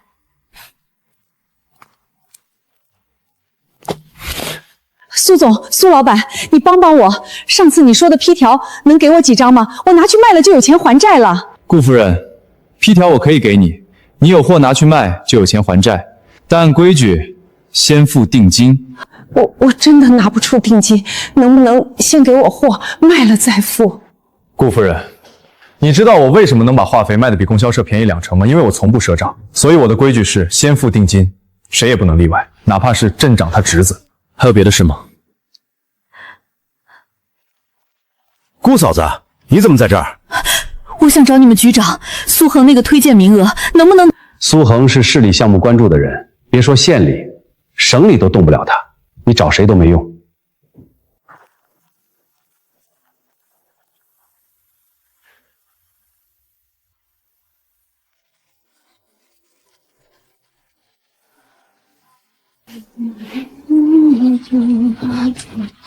顾夫人，你是来借钱的，进来吧。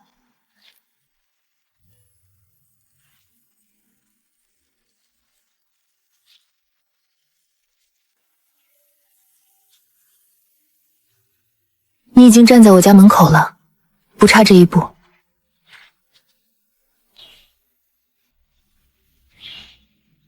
我去工地，晚上回来。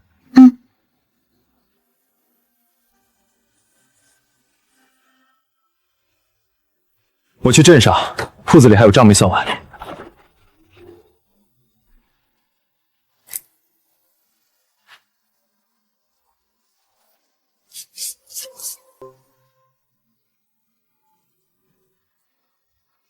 进来吧，外面凉。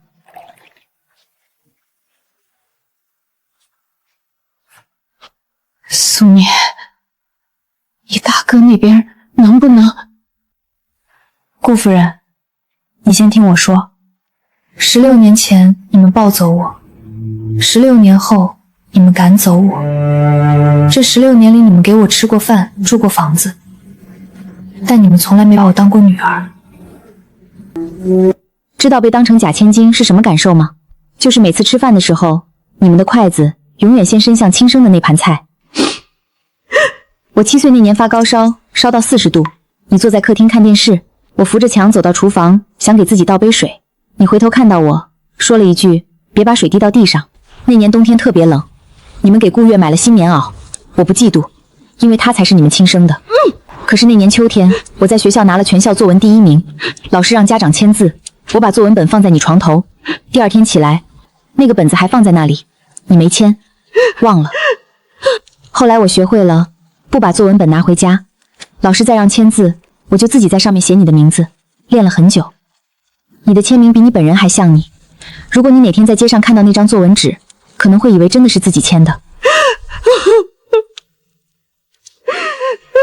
但是我还是要谢谢你，谢谢你们赶我走，因为你们不赶我走，我就不会回到这里。是你们让我回到了我真正的家，我真正的家。这些钱不是借的，是还你们的。你们养了我16年，哪怕是当猫当狗养也花了钱，还完了。从此以后，你们不要再来了。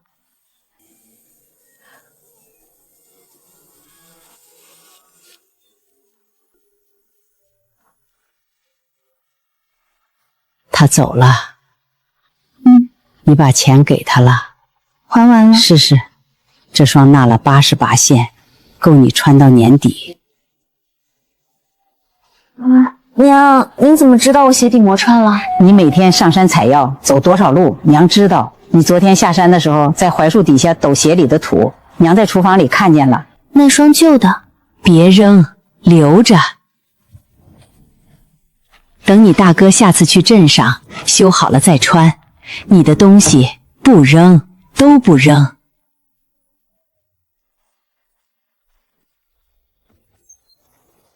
娘做的。这双针脚比上一双密。刚才我回来看到一双高跟鞋，放在咱家门口，一只鞋底断了，2只并排放着。是顾夫人的鞋，她放在那儿了，大概是不想穿着破鞋走回县城，大概是觉得那双鞋本来就不该穿来苏家。我什么都没说，因为我那时候还不够强。今天他在堂屋里哭，也没人安慰他，不是不同情。这些债是你自己收的，是你不收，这债就一直欠着。今天你收了。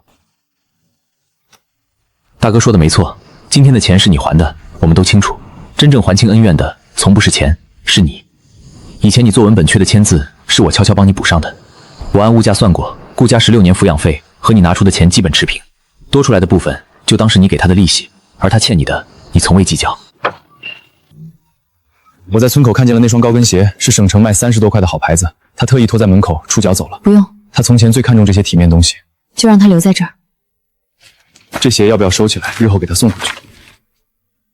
挂在这儿，以后谁要问这是什么来历，就说是一个外头的人放在这里的，放在这里的就永远放在这里，就当是他给咱苏家的一个交代，不是还钱，是以前那张脸挂在树上了，不要了。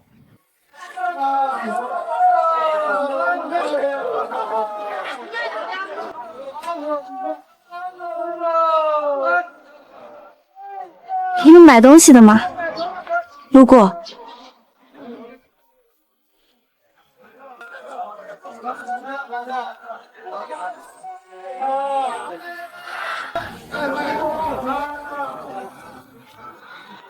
这个多少钱？5毛。这个发卡我在顾家戴了3年，走的那天放在梳妆台上，你后来把它收进杂物堆的时候，大概没多看一眼吧。不用找了。是在施舍我？不是，是因为这个发卡本来就该是我的，钱是买回它。你现在得意了吧？我变成了这样，你高兴了吧？顾月，你觉得我高兴，是因为你觉得我恨你。我不恨你，恨一个人需要把他当回事。你在我眼里从来就没重要到值得我恨。你那天把我娘的腌萝卜放在地上，你说丢人，那是我娘连夜做的。她眼睛不好，灯太暗，把萝卜切成丝的时候切到手指了，在围裙上擦了擦血，继续切。你扔的不是腌萝卜，是她的手指。你以前说我是乡下来的，现在你也是了。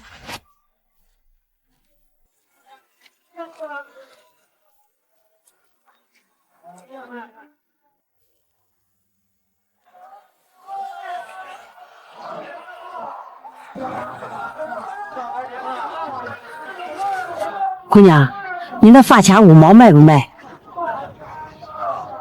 这个不卖了。为啥？我看你摊上就这个还值点钱，别的都没人要。这个是别人的。念念，买完了没？车要开了。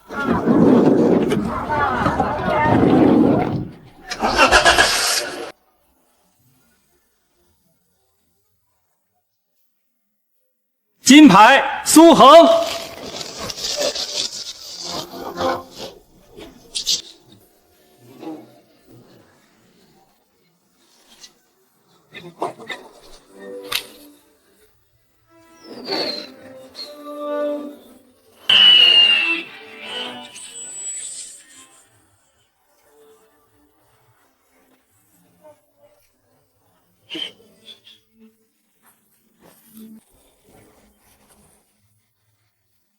你们看到的是天才，我看到的是他们本来就该有的样子。我来之前看过了你所有兄弟的档案资料，你大哥的质检报告、二哥的特聘记录、三哥的营业执照、四哥的被调令。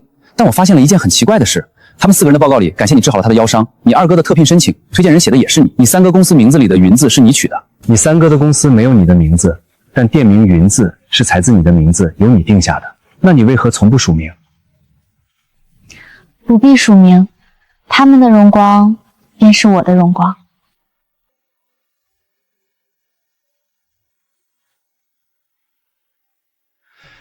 我们家以前很穷，4间土坯房，5个孩子，吃饭的碗缺了3个口。后来，我们家来了一个人，她是我们的妹妹苏念。她回来的时候，我们没人给她好脸色。老三叫他带来的药膏是泥巴糊，老四偷偷抹了一晚上，第2天手全好了。老三后来半夜又偷偷去抹，被老四抓了个正着。第2天，老四把这件事儿告诉了全家，老三把老四追得满院子跑。村里常用的药膏是我妹用后山艾草夜夜熬制，起初3弟嫌弃不用，隔天却全靠他修护。后来我带队施工，老二登报成名，老三立业，老四入伍从容。旁人皆道苏家走运，殊不知是我妹日夜辛劳，默默成全了我们所有人。我代表不了苏家，但我想说，苏念，这个家欠你一句，谢谢你回来。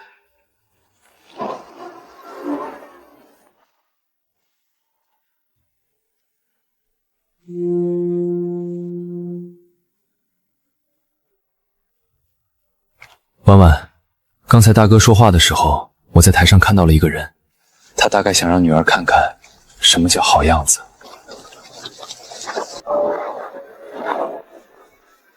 妈，你哭啥？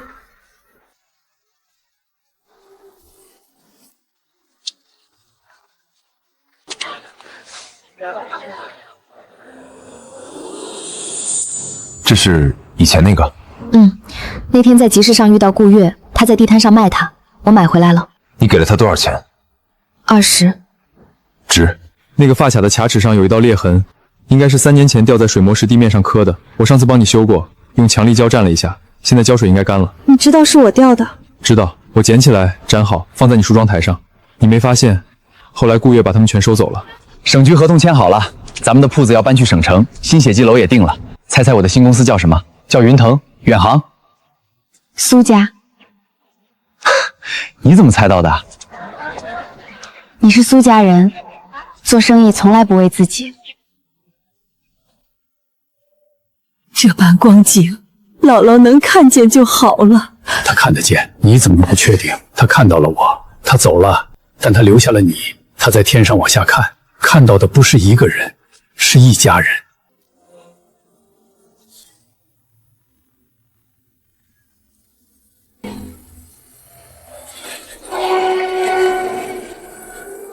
当年扛水泥的时候，没想过有一天会站在这里。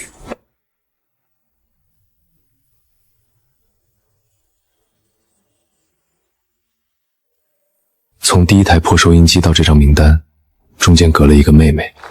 苏念，你看，我修好了。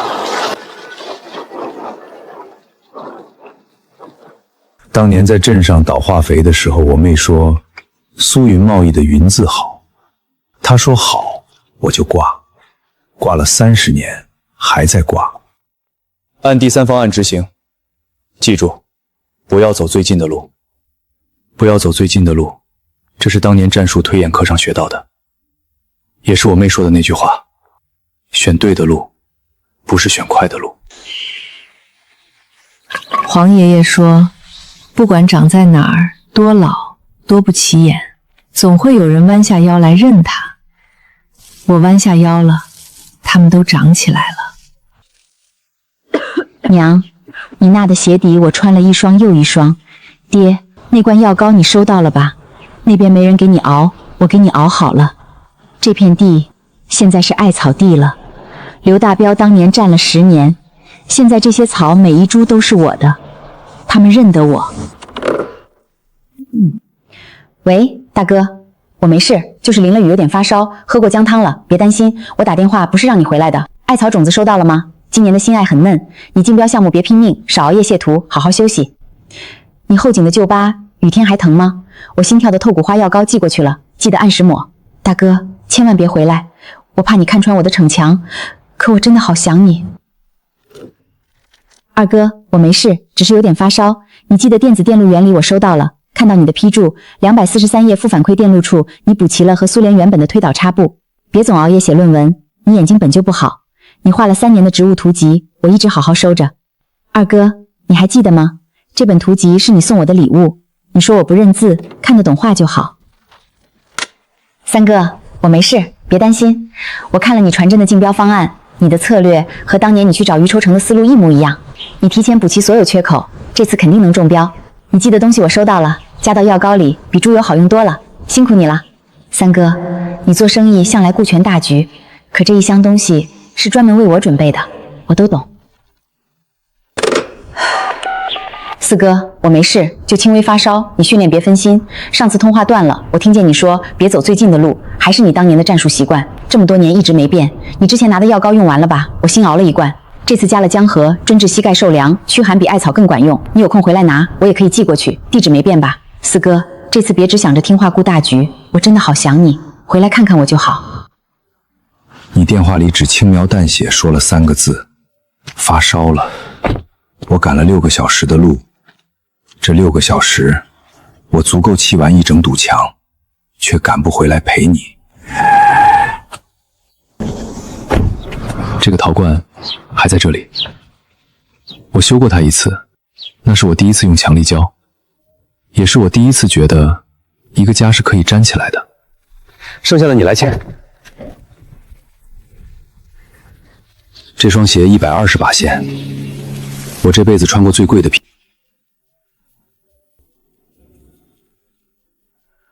你说你发烧了，我就回来了。我就说了一句话。你说了3个字，发烧了3个字，我听了就回来了，不用多说。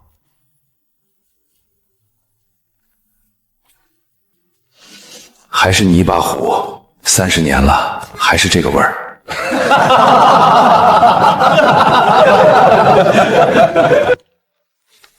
试试，定制的120排线。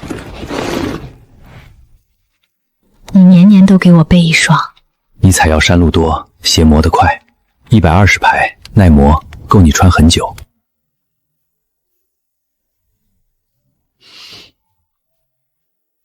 还是这个味道，受伤了，我总抹它。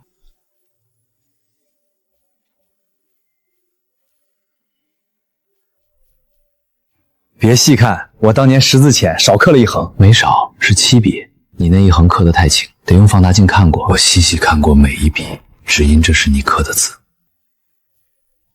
我选对了，他们认我了。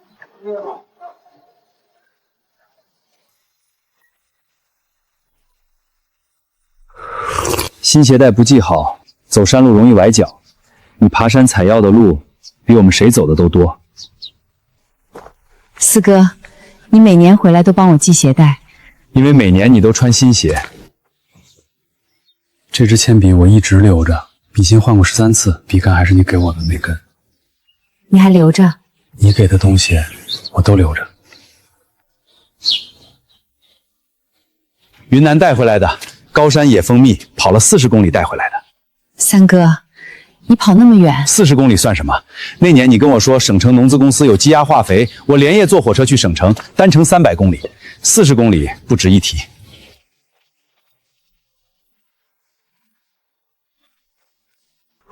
一块给你。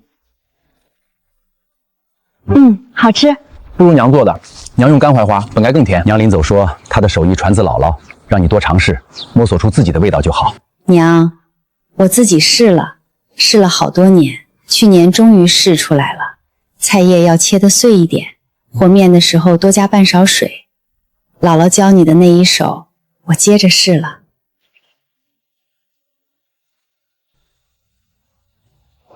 我们好久没聚在一起了。上一次相聚还是娘走那年，此后我们各奔东西，一别8年。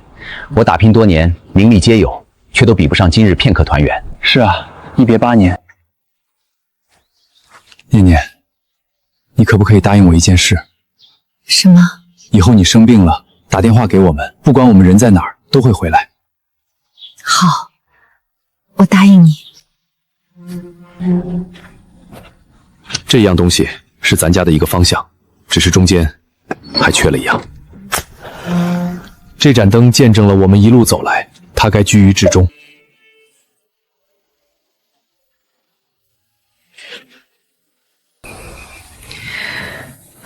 我没有选错。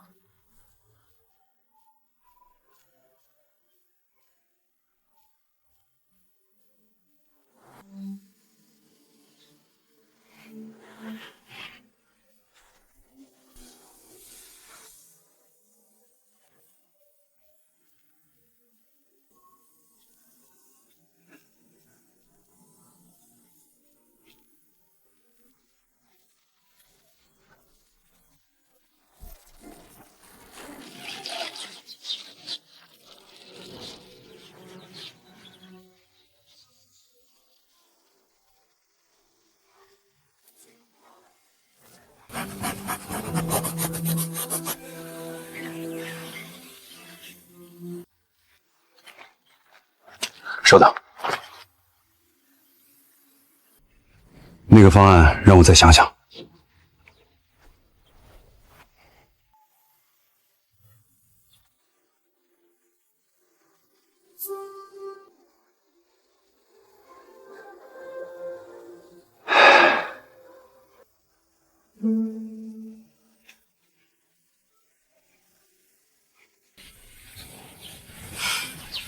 念念在看什么？没什么，就是觉得这样挺好的。啥挺好的？大哥、二哥、三哥、四哥，吃早饭啦！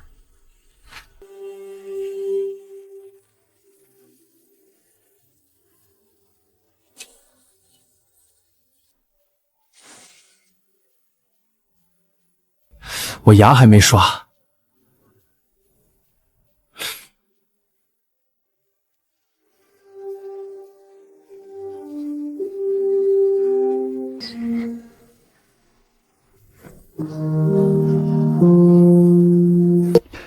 1、2、3。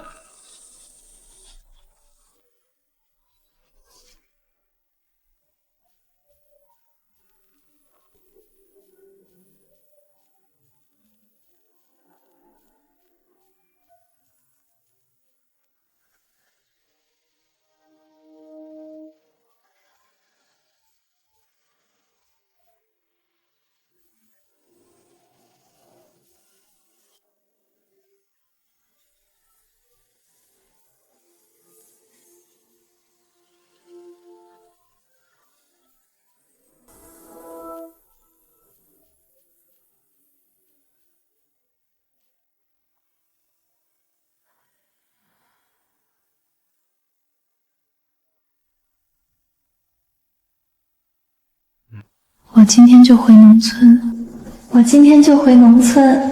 农村。